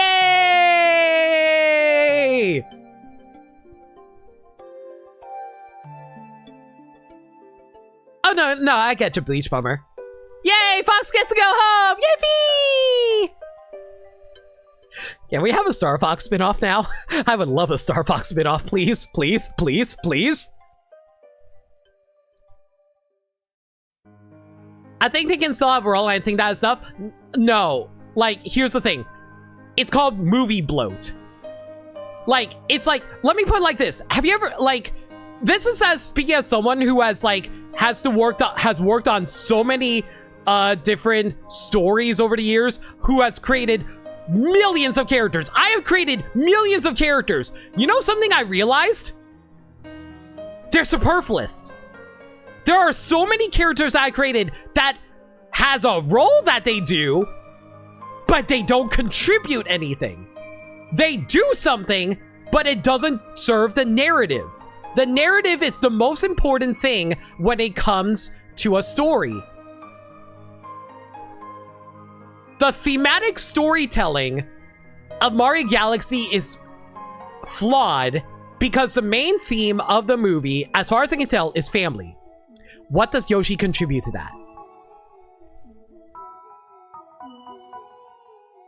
Rosalina and Peach have a role in the main theme of that movie. Bowser Jr. and Bowser have a main thing related to that movie. And I'm gonna tell you right now, they didn't even do the family theme well. He eats things just like my brother. Yes, there we go. But yeah, so, okay, so let me actually dive into the analytical storytelling of the theme. So, as far as I can tell, the main theme of the movie is about family and how we connect with each other as family. So here's the thing. I don't think they did a very good job with it because there's not any scenes between Peach and Rosalina.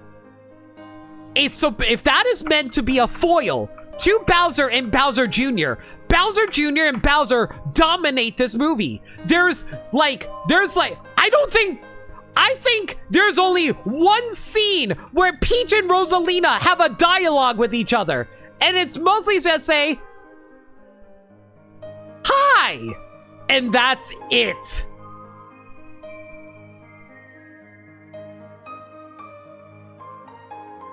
Where is the like, if we are supposed to see that okay, I'm going to work off of Montaru. If your through line is that family can make you your best and your worst self, what did Rosalina do in present day, not flashback, to bring out Peach's best self aside from magic hand powers?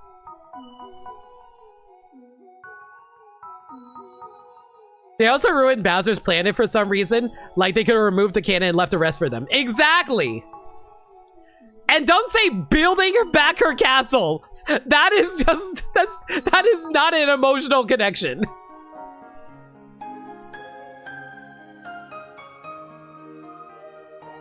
It's so frustrating. Because it's like, you saw a good point? Yeah, I'm like, why kidnap Rosalina for it? Because they did when you can, oh, I don't know, use the Grand Star? Okay, Falcon, okay, here's the thing. I'll let them slide on that one. We're not going to go into MacGuffins. That's like inventing stuff that exists in the games that was not in the movie. I'm not going to give them fault for that. That's irrelevant. They did establish the Grand Star as a thing. Exactly. So like Rosalina being the power source, that's fine. That's just MacGuffin stuff. Like, a MacGuffin at the end of the day is meant to serve a purpose in the story, and... Did I just call Rosalina a MacGuffin? Oh my god, Rosalina was a MacGuffin. Rosalina's the muffin. Yeah, Rosalina was a muffin. Ugh. Yeah, that doesn't make me feel great to say, but you're right. Rosalina is definitely a muffin. I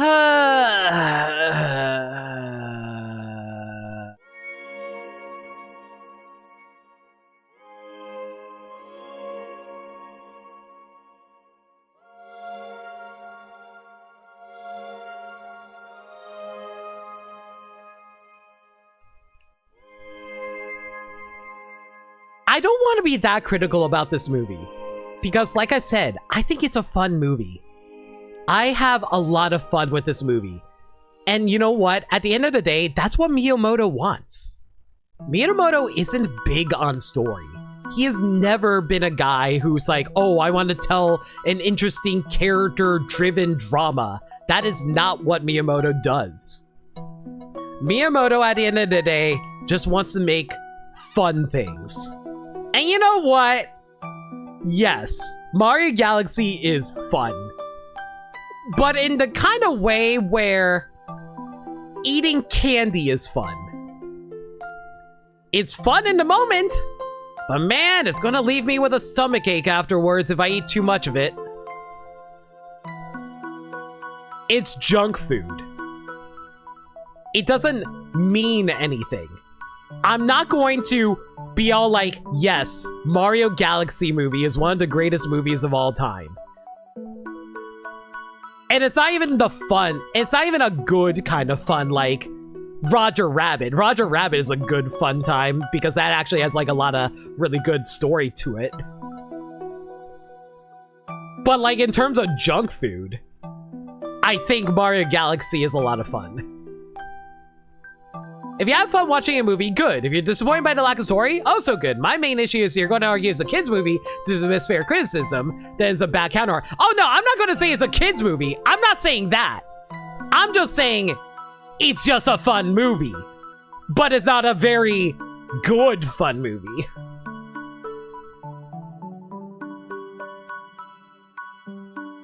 That's how you feel with Sonic? Yeah, I kind of agree with that, Led. I think, like, if I were to rate the Sonic movies, the first movie I would probably give, like, 6? Yeah, the first movie would be a 6.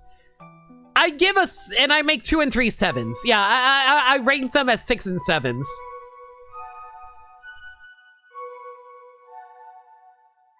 It's a movie that held your interest for exactly as long as the runtime and no longer. I want to be clear, like, if I 6. Shut up, Jarzis!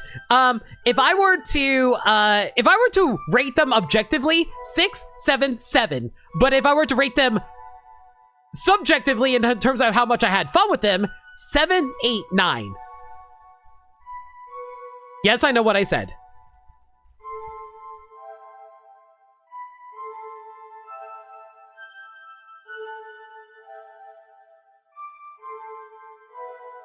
It's a movie that held your interest for exactly as long as the runtime and no longer. Basically, I'll be real, the only thing that came out of this movie is 1, oh cool, I can make jokes about Princess Peach and Rosalina being sisters, and 2, Fox is awesome, we need more Fox.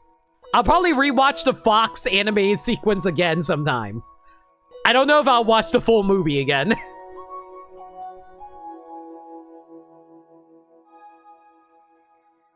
Okay, but Limit, if you had to pick between Chip 'n Dale Rescue Rangers movie and Galaxy movie, I will, okay. Okay. Galaxy movie is better than Chip 'n Dale Rescue Rangers. We're not gonna go into that. It's a movie about Star Fox, yeah. I think the themes are good. I think the themes are actually, I think the themes are terrible, actually. Because just because you have an idea doesn't mean you did the idea well. Here's the thing, Mataru. I think you're too focused on what the themes are versus whether or not they did it well. There's a difference there.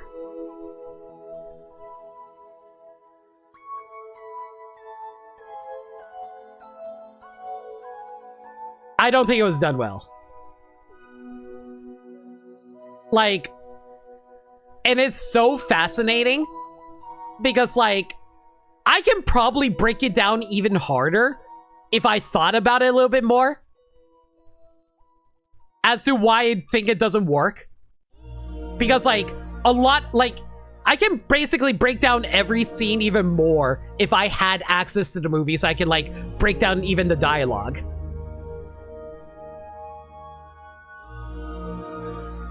I think it is actually done awfully. Like, Montaru, I want to be clear, you can absolutely have whatever opinion you want. I want to be clear on that, but I heavily disagree with you to the point where I can actively think of why things are not as well done as you think.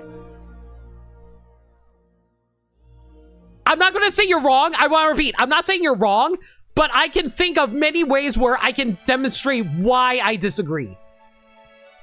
Anyway, In my opinion, the Sonic 3 movie was fun, but also had a very good solid plot that even kept adults' interest at noon. Yes, I think, here's the thing. I think the Sonic movies do a very good job of retaining the casual audience that doesn't need references. The Mario movie and Mario Galaxy movie are so reliant on references. They need you to be like, I get that. It's so Family Guy in that regard, and it's so frustrating because it's like, oh, hey, I think this is charming because I recognize this thing that you're doing. Versus Sonic, where it's like, okay, you know what? No, I take it back. I take it back. You know what? I take back what I just said. The Sonic movies do that too. I think the most egregious one in Sonic 3 was the freaking opening to Sonic Adventure 2. No food or movies. This flight stinks. I'm out of here. That is the most egregious reference in Sonic 3. I hate when anything references that, yeah. Talk about low-budget flights. Thank you, Montaru. But yeah, it's just like, ugh. But yeah, at the end of the day, I think, okay, I said this earlier to a friend. I think the Mario Galaxy movie has higher highs than Mario 1, the first Mario movie, but it has way lower lows. It's so frustrating because that's how I feel about Xenoblade Chronicles 2. I think Xenoblade Chronicles 2 has like the lowest lows in the Xenoblade series, but it has some of the highest highs, and it ended up being one of my favorite games of all time. And yet, Mario Galaxy movie ended up being so frustrating for me. It's fine in Sonic Adventure 2, but I always feel so insincere when they do it again. No, that's the thing, Meds. Like, that's how I feel about references. Reference humor feels so engagement bait. Reference humor feels very engagement bait to me, where it's like they are trying to instill remember this to me. And I'm like, yes, I remember. Can you do something that matters to me, that connects to me emotionally? Whether it be like joy or sadness or connecting with other people.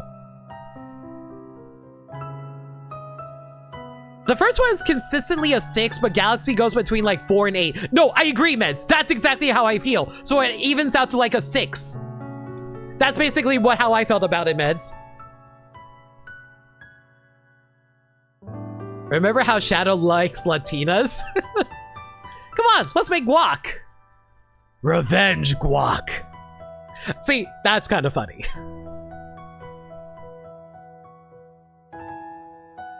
First one's definitely between a 7 and 8. I lean towards more 6 for me. Okay, I'll say it's a 6, but it's bordering on 7. It's like, I don't do decimals. I want to be clear. I don't do decimals, but if I were to do decimals, it'd be like a 6.9. Shut up.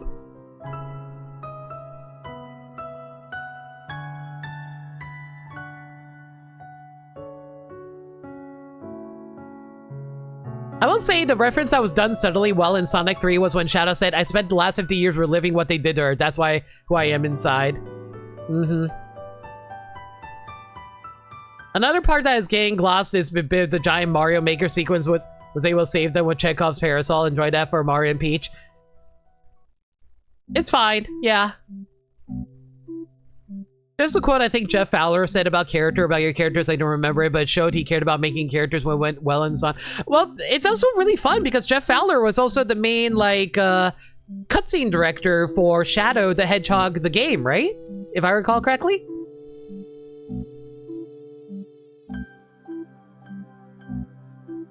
So yeah, so he has like history with the character, so he's attached. So I get it. I will say this, like, it's so frustrating. I think the most frustrating thing about Galaxy is mostly the missed potential. There is so many things that they did that was working well, but then they ruined it with execution. They honestly could have like made the lows better. They could have pushed the movie higher if they fixed some details that just were lacking in some areas. I feel like the movie could have been so much better if they did a few like rewrites. It felt like we were like on a second draft when we really needed like a fourth draft.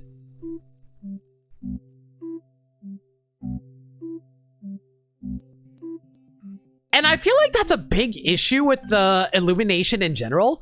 Like, Illumination has stated, like, this is an official statement by Illumination that they are proud of how visually beautiful movies they can make in such a short span of time.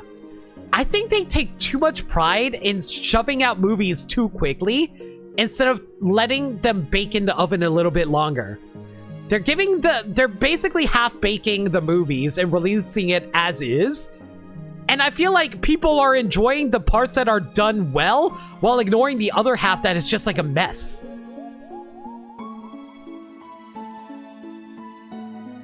I'm shocked how limited the toilet humor in Mario is considering Illumination. I think that's just Miyamoto trying to make sure they don't do that. They make so much money, you have no incentive to do better. Yeah, because the Galaxy movie made over $100 million already, right?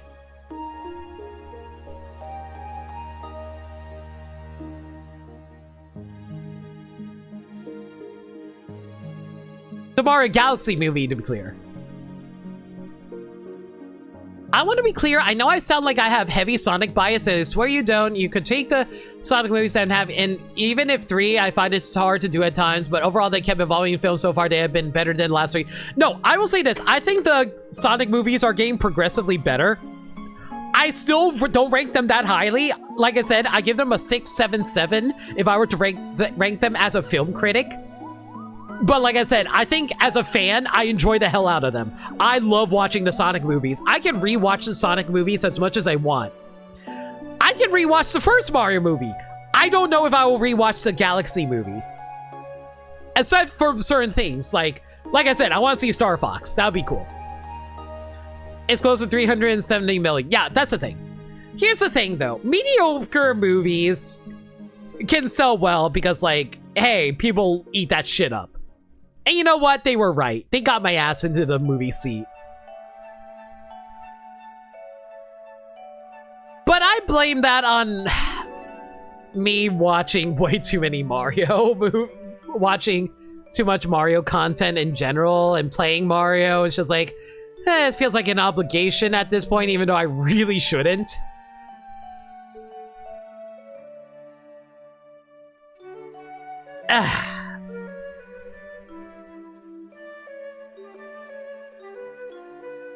It's so weird because, like, I just feel like the more I think about the first movie, is it? Oh, you know what's weird? I was having this discussion with a friend. I oddly think the first movie might be better paced than the second movie. And I did not think that at first. When I walked out of Galaxy, I was like, oh wow, that was actually better paced than the first movie. Then I thought about it some more. I was like, wait, no, that doesn't sound right. Is it odd to say I'm more excited about the prospective Donkey Kong movie? I am excited because at least we won't have to, at least it'll be less Mario blandness, if that's the best way to put it. But at the same time, I don't know what they would focus on for a Donkey Kong movie, so that sounds more interesting in that regard. I think they're about the same personally, but I haven't seen it since the first. Okay, let me explain why I feel that way. I agree that the first, like when we first saw the first movie, oh, absolutely, the pacing's fucking terrible. I am not saying the pacing is good in the first movie, but I thought, the way I look at it is, because of how much they're cramming into Galaxy, they are, they let scenes drag out longer than they need to, and putting less focus on things that needed more focus. Versus the first Mario movie where everything was fast at all times. So it's like, do you prefer very little story that results in faster pacing, or a lot of stuff where some stuff gets a lot of fast pacing while others get no pacing at all? Like nothing at all. So it's like, I feel like because of how messy the latter is, the former, even though it's also ridiculously fast paced, is able to give equal focus on everything compared to Galaxy.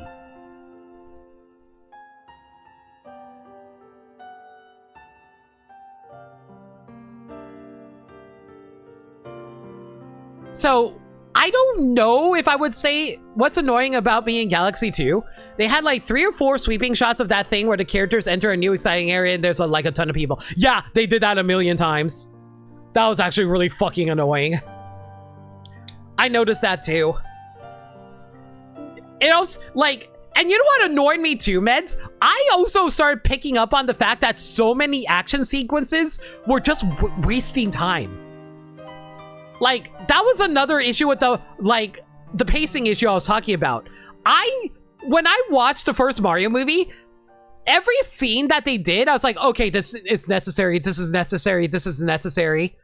But when we go into Galaxy, I was like, this is unnecessary, this is unnecessary, this is unnecessary. There were so many times where they are putting the wrong focus at the wrong time, with, like, unnecessary time placed on it.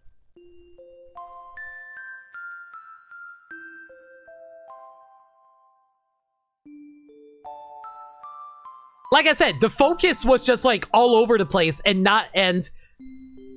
it was just so frustrating in that regard. Like the sweeping shots add on to that as well, Meds, because it's like, like they're trying to showcase, oh, look at how grand the galaxy is. And I'm like, this isn't really Mario Galaxy. Like, I'll be real. Okay. I'm gonna give a take that I'm not sure how many people are gonna agree with. This wasn't really a space movie. Does that make sense? Because like all the locales just feel like Mario locations. It doesn't feel like space. Aside from the Star Fox, but yeah, aside from Star Fox, like everything else, everything could have just been locations in the Mushroom Kingdom planet. Like, the giant flowers? Oh, that's just a location in Mario. Oh, the prehistoric planet. Oh, hey, that's just Fossil Falls from Odyssey, so that's also on the planet. Oh, the casino? Oh, that can also be a location near Bowser's Kingdom. The only space thing is like Rosalina's observatory and Star Fox existing. Like the montage at the beginning. See, that's what I'm saying. Remember how I said at the beginning of the stream that the movie was at its best in the first 40 minutes? Because it felt like they were actually traveling to brand new locations. It did not feel like we were traveling to brand new locations when we got to the Gateway Galaxy. Was Yoshi not from the Mushroom Kingdom? I think the implication is that Yoshi, when Bowser invaded Brooklyn, his egg fell through a warp pipe and arrived in Brooklyn, so he hatched in Brooklyn, and then he went back to the Mushroom Kingdom. Here's a wedding present in movie 1. That was a thing, yeah.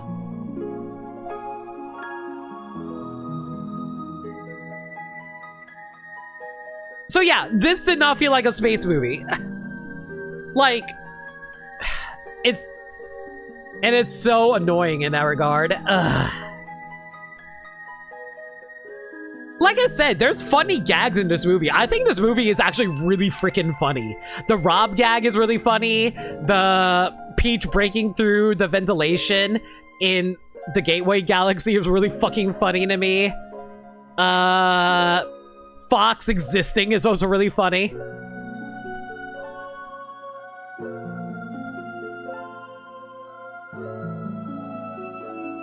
The Rob gag was perfect use of rule of 3. It was actually really good. I liked it a lot. I agree. I think Rob gag was good.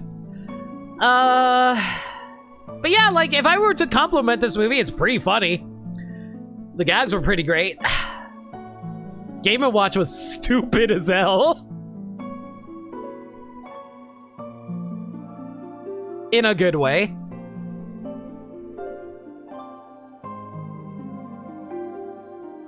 But yeah, like... Oh my god. I just thought of a comparison. This is what would happen. Okay, the Mario Galaxy movie is what would have happened if Miyamoto decided to make it a new Super Mario Brothers game. If he decided to make Galaxy into a new Super Mario Brothers game, that's what the movie was like. That's how it felt like.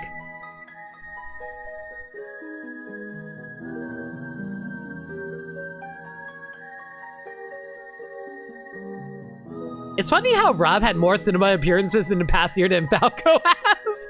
I mean, to be fair, Falco had an appearance. A very brief one. Oh, by the way, if you want to hear the criticisms... Okay, so a lot of people made a criticism that Fox showed up more than Rosalina. Okay, depending on how you want to look at it, if we include the flashback, Rosalina does have more screen time than Fox. Rosalina has 10 minutes of screen time, Fox has 7. Me seeing Rosalina only having 10 minutes of screen time in a Mario Galaxy movie is not great, though. Fox's is more condensed together, that is true. I might have a worse one. The Galaxy movie sounds like Galaxy 2. No, that's valid. I agree. I agree. I didn't mind Rosalina's screen time to fill the role she had. Okay, you know what I would have done? I would have filled out Rosalina's backstory more. I would have kept Rosa. I would have like had Peach finding out that she is Rosalina's sister, but I would feature more scenes of Rosalina talking to Bowser Jr., trying to talk to him as a mother figure, to continuing the theme of family. And like Bowser Jr. while he is longing for his father, he never had a proper mother figure, so Rosalina can like not necessarily feel that, but engage with him as a mother figure herself, speaking to him, saying like trying to like lead him into a better path, but Bowser Jr. just like dissuades that idea because he is so caught up with wanting to be like his father, who he idolizes. I feel like we could have had scenes like that. That's like good character scenes, in my opinion. I think that would have been really interesting to dive into. And maybe even like have her engage with Bowser Jr. saying, I once had to raise someone like not raise someone like him, but like raise someone your age as well. And then that can like foreshadow the twist reveal of her being related to Peach without actually saying, while making it seem like she's talking about the Lumas. I think that would have been good shit.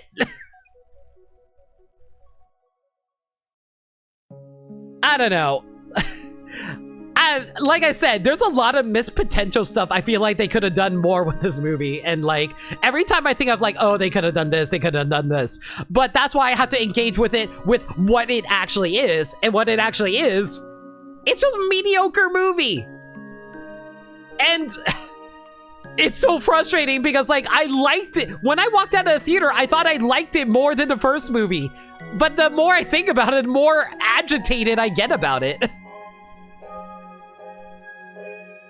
Rob also had a brief cameo. Oh yeah, Rob did have a cameo in the Minecraft movie. I forgot about that, Falcon. I still like... Okay, you know what? I will give this movie a most backhanded compliment.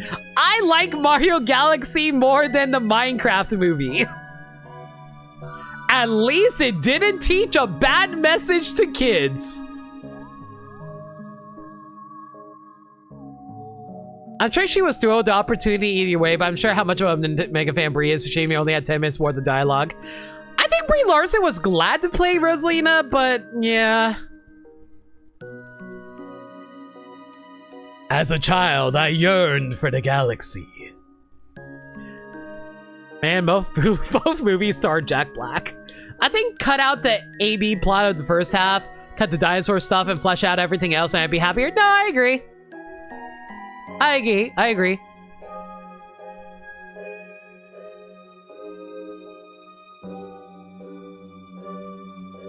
I called the Rosalina damsel in distress role to a friend weeks before it came out. Oh, I knew that was going to happen too.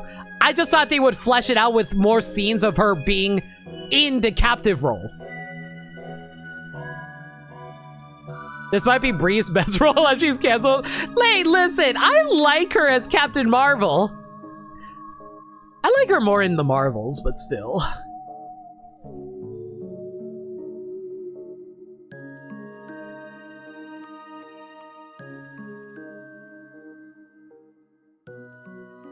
I feel like if I were to...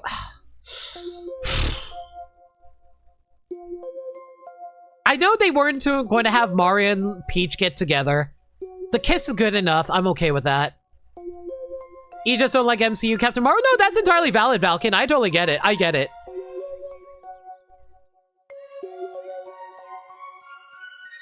I chalk that up more to bad writing more than her as Captain Marvel, though. But yeah, when I saw that as well, Dirt Dog, that's what I realized as well.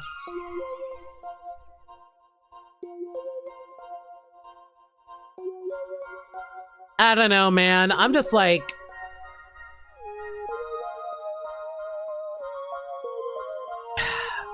It's... I don't want to yuck people's yum. I want to be clear on that because, like, I know a lot of people who actually came out of this movie really happy. But... there's just, like, so much stuff I feel like was so terribly handled. Stay away from your yum. I am going to piss all over your yum. And now I'll take it for myself. It's like licking, except more permanent.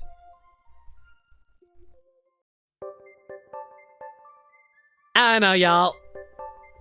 Like I said, this movie... I feel like I'm just talking in circles at this point, but, like... I just feel like pissing is like licking. Shut up, Nameless. Yeah, but like I said, this movie is just a mixed bag. Star Fox was cool. I can't wait for a Star Fox movie.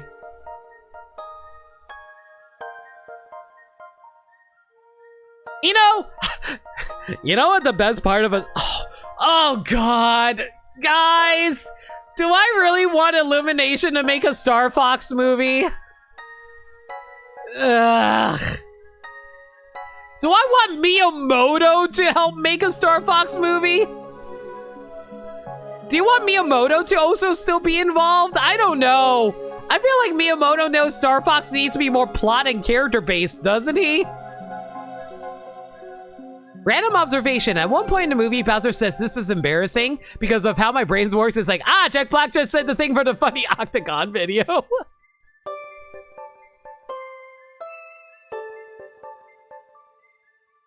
Yeah, the Spider-Verse team to make Star Fox? Sony will... You know what's funny? Sony did pitch the Mario movie to Nintendo. They just said no. You want Paramount to do it instead? I don't want Paramount to make it either.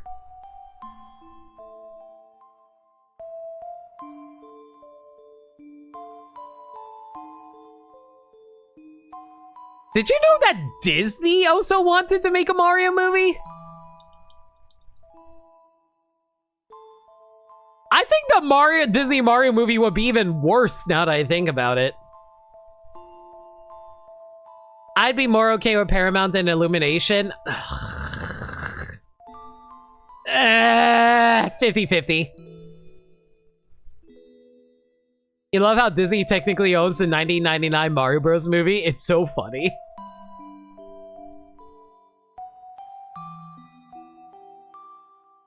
Paramount makes plenty of movies, not just Sonic. Yeah, I know. I watch a lot of their movies. It's...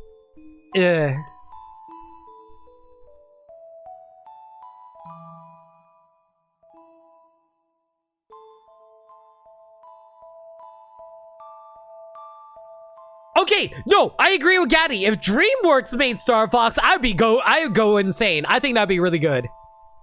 Oh, by the way, the trailer.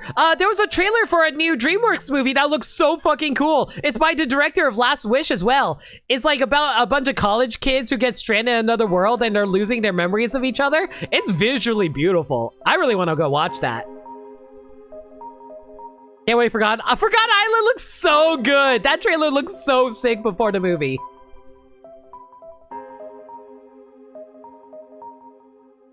I don't watch movies, but I trust them over the people who make the same movie every time. Yeah, DreamWorks, I'd be down for DreamWorks. Trying to think. But yeah, just, yeah, DreamWorks, make a Star Fox movie, do it. Did they share the studio who was making... Isn't it Sony? Am I crazy? Sony's the one who's making the Zelda movie, right? Or am I thinking of somebody else? Hang on. Yeah, I think it's Sony who's making the Zelda movie.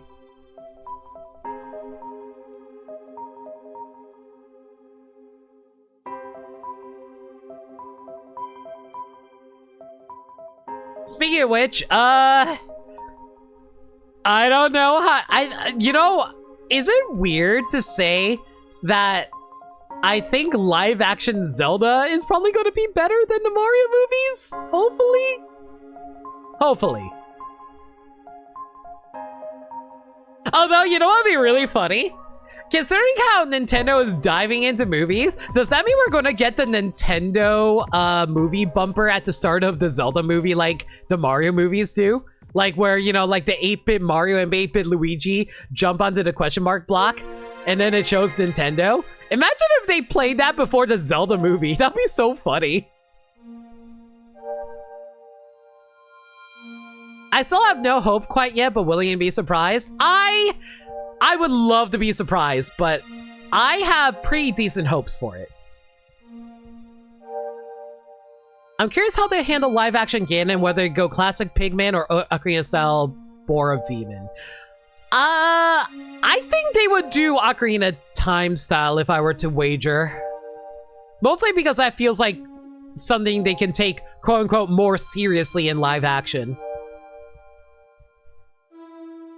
What if they go with the full-on pig form from Twilight Princess? Like the giant boar monster in Twilight Princess.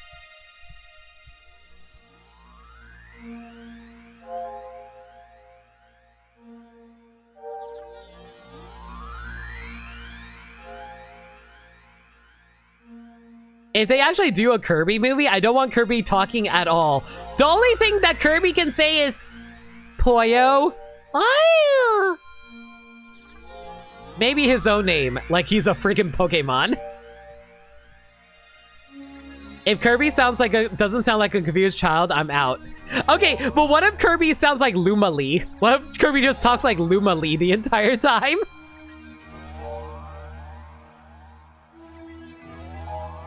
We also don't know what kind of movie they will do. The director outright won't say his favorite game to not give fans expectations of what they last saw. I will say this.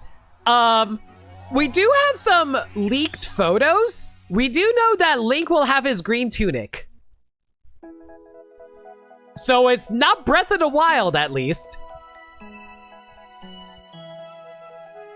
Only if he says no words, just baby noises. Uh-huh. Breath of the Wild, Ganon, the giant spider with the Ganondorf skull face. Why don't we just get asshole Kirby from Kirby's Avalanche? Oh my god. I wonder how you would do a Kirby movie. Had to have a sidekick that actually talks. Actually, I think that's why Kokiri existed in the Kirby anime, because they needed to give a voice to Kirby. So they just had him like complaining the whole time. And also steal Kirby's house. I hope his favorite game is Link's crossbow training. No, his favorite game is like Tingo's Rupee Land.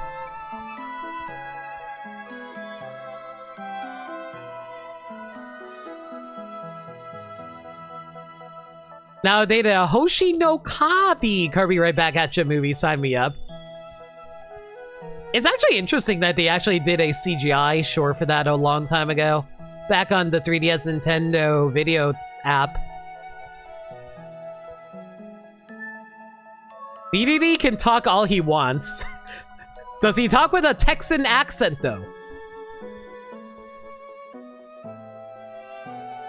I can't wait to bomb some Dodongos.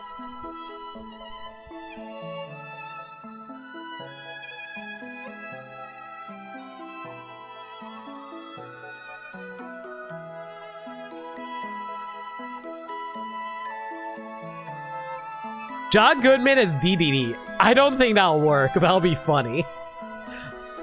Can he also have Escargoon? He needs someone to bounce off of. Unless Meta Knight's there. I guess Meta Knight can also bounce off of DDD. Okay, Dana Snyder as DDD would be so good, though.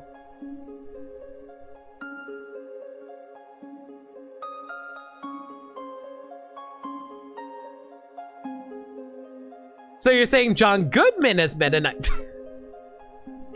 That would be so weird.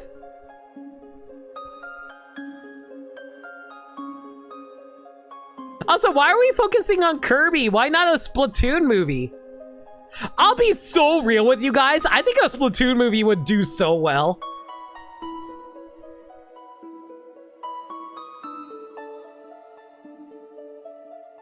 Like, it would just be a slice of life sports movie, and I would be so okay with that.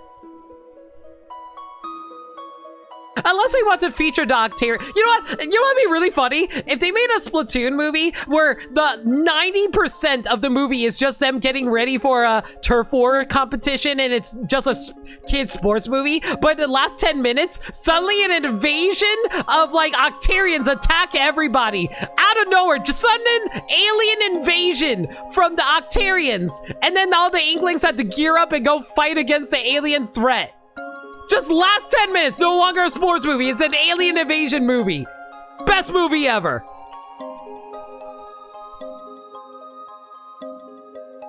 I hope they make a horror movie showing how the world became Splatoon.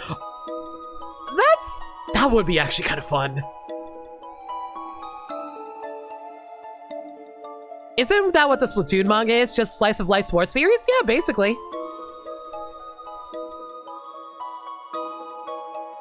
A sports movie interrupted by an alien invasion. Limit, that's it's called Chicken Little. Well, you got me there, Rain Ding.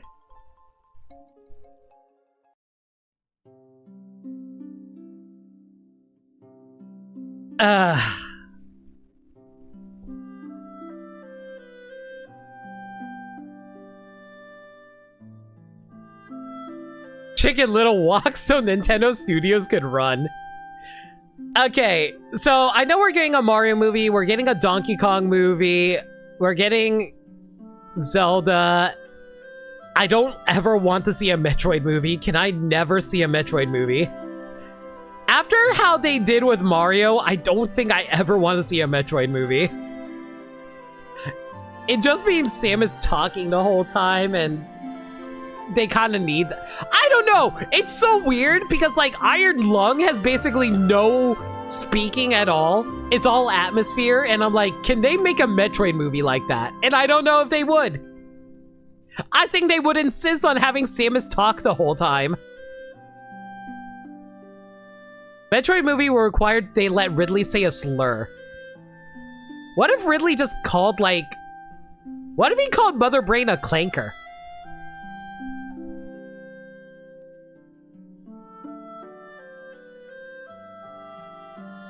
We need Brie Larson to be Samus again? I don't want to drag Brie Larson into everything. Can we? I would like Charlize Theron to Theron. I don't know how to pronounce her last name, but like Charlize Theron. I want her to play Samus. You might know her as Furiosa from Mad Max Fury Road. I feel like another thing we had to bring up this Smash movies unrealistic is just now from an IP movie studio perspective. Like, sure, all these other Nintendo IPs are getting movies, but they are from different studios. Yeah, I don't think we'll ever get a Smash Bros. Movie. And I'm gonna be honest with you, I don't want a Smash Bros movie. I'm gonna be so real with you guys. A Smash Bros movie would suck so bad.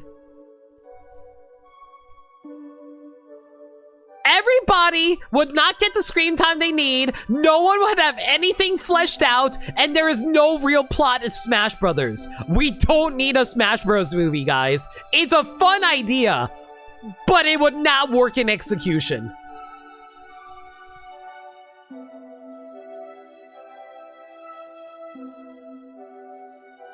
People are theorizing the purple lights are Tatanga, which is why Daisy is the teaser for Mario thing. See, that's what I was going to bring up earlier. People are theorizing that the thing that was attacking Peach and Rosalina was Tatanga. Which would be weird. You just watched a Smash Bros. Movie? Touche, you got me there. Or have Samus speak a different language and everything is in subtitles? That'd be weird. I don't know if that'd work. Smash Bros. Movie, but it's about Waluigi trying to get in and ends with restraining order against him. I think it will work just fine. You flesh things out in their own movies and you just do Smash stuff in the Smash movie. Marvel literally laid out the template. Yeah, but the problem is, here's the thing though. Like, the Nintendo characters aren't as fleshed out as Marvel characters are, so a lot of it will be really shallow kind of character writing, and I don't know. I just don't think it'd be all that fun.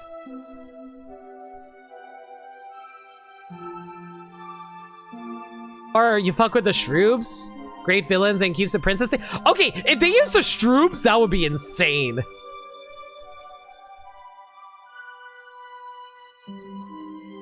It's shallow character writing if you make it shallow.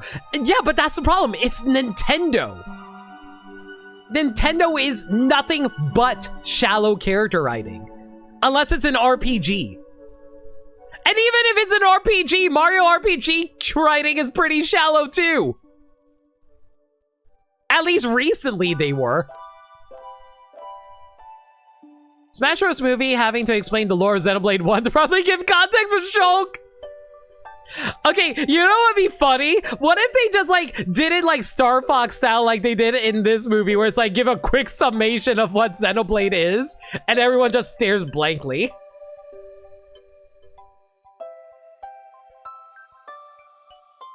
Only if Shantae is in it? Believe me, I wish I had Shantae in it.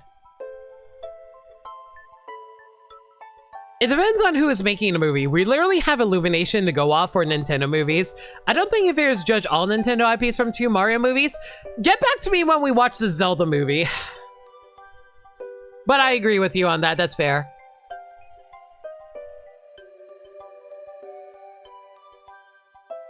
All I know is I want a Star Fox movie. I do not want an F-Zero movie. Do not ask for an F-Zero movie. I don't even know if an F-Zero movie would even work. Ice Climbers movie when? They had an anime, I guess. Oh, Gaddy, to be clear, Olimar was not in the movie. The SS Dolphin showed up at the Gateway Galaxy, but the only thing that was piloting it were the Pikmin. So the Pikmin stole the SS Dolphin and abandoned him on the planet.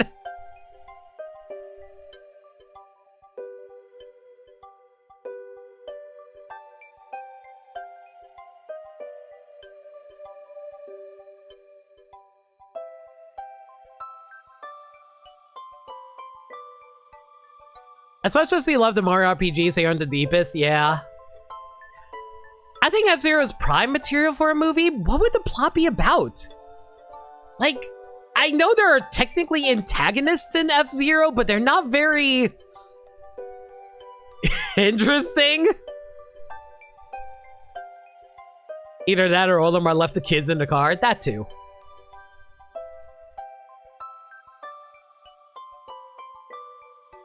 Okay, Fire Emblem movie and they let the characters die would be amazing. It would be an Iron Man Fire Emblem playthrough, but in movie form. That would be incredible.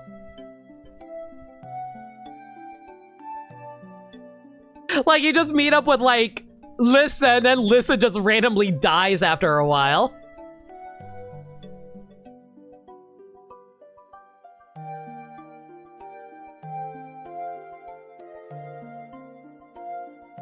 Black storylines few notes away from being Injustice Superman, basically.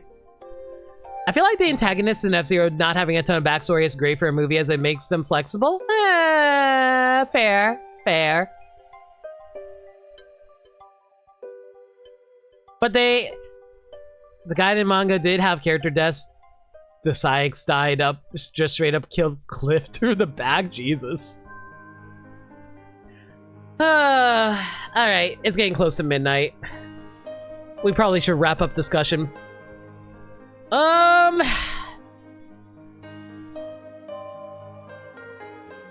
really have a whole lot to say.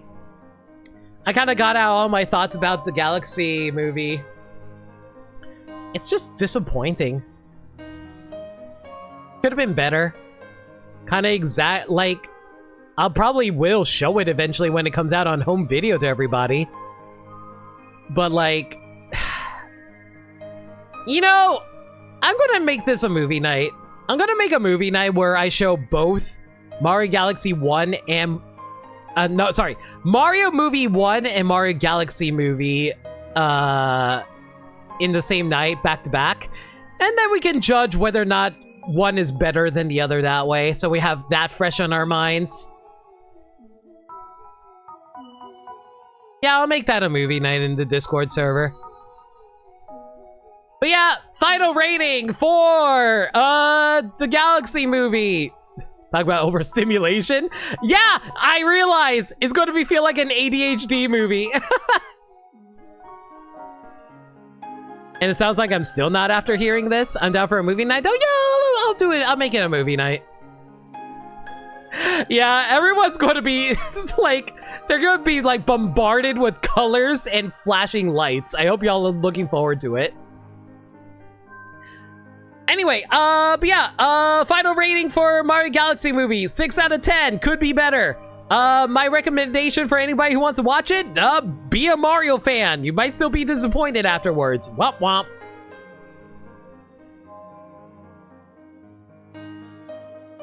You watch all 3 movies? Okay, what if I also show... I was like, you might want to watch the live-action Mario Bros. Movie.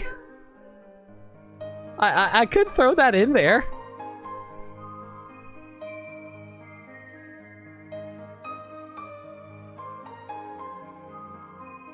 Why not? All right, I guess we'll do all 3 Mario movies. Why the hell not?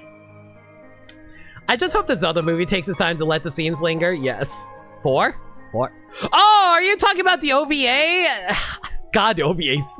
Dude, I hate the OVA so much. I hate the OVA so goddamn much, Gaddy.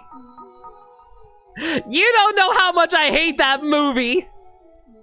That ending pisses me off so much. The ending of the OVA pisses me off so much. Yeah, we watched it together. I got so mad. That ending really pissed me off. Alright. That's it for now. Thank y'all for coming out tonight. I hope you guys enjoyed this podcast.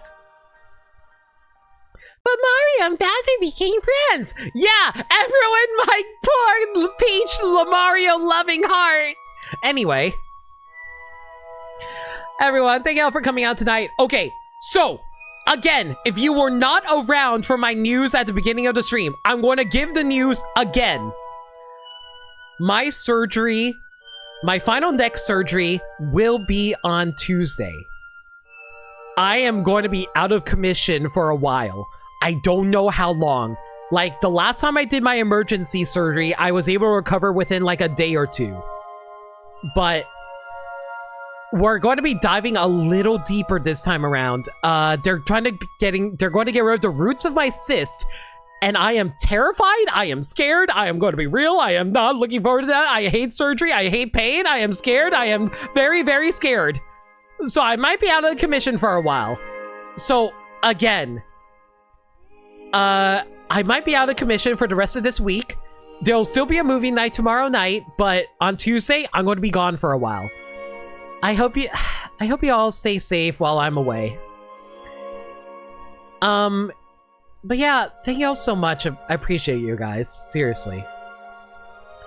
But yeah, if there's any changes in schedule, I'll let you guys know as soon as possible. But if there are, follow me on Twitter, Blue Sky, YouTube, where I post stream updates and general shenanigans. Alternatively, hit up the Discord server where we post stream updates and general shenanigans. Hit up the Discord server where we talk about anything and everything. We're a very friendly bunch in there, and we're always welcome to any new faces. We also do movie nights in there every Monday night, aka tomorrow night at 7 p.m. Eastern Standard Time. We're currently doing a superhero movie marathon, and man, what a movie we're going to be watching before my surgery. We're watching Suicide Squad, the first one, the bad one, tomorrow night.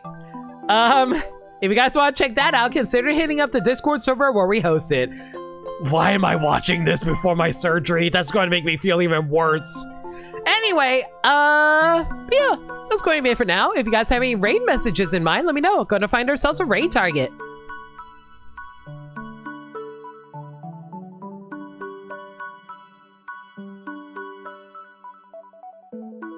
Whoa, we some kind of lunatics guild? For real? Alright.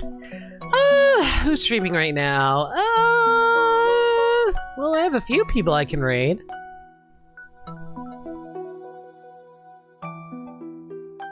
Should we do what people misheard the Luma saying? What did the Luma say?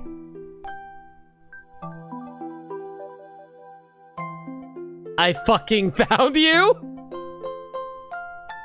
Okay, that's pretty funny. Thank you, Raven's Lover. I do appreciate the kind words.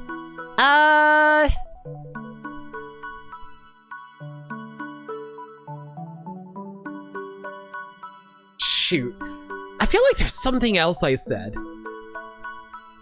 I feel like there was something I said that was funny earlier. I don't remember anymore. It was something else. What was it? Wait, no, it was what Ben said.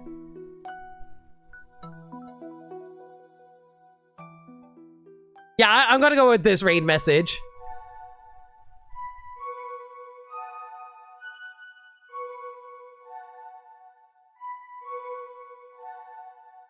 We're gonna raid with Starve the Luma. As for who we're gonna be raiding, we're gonna be raiding Twy.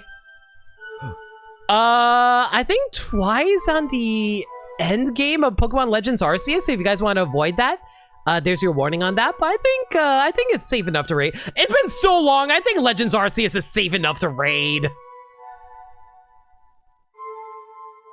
But yeah, until next time, everybody. Again, I will be out of commission for a while, and this will be my last stream for a while. Man, my last stream for a while is just me complaining about the Mario Galaxy movie. God damn it. But I hope y'all stay safe. Take care of yourselves, and remember, love always. I really hope to see y'all soon, and yeah, hopefully the surgery will go well. Until next time, everybody, take care.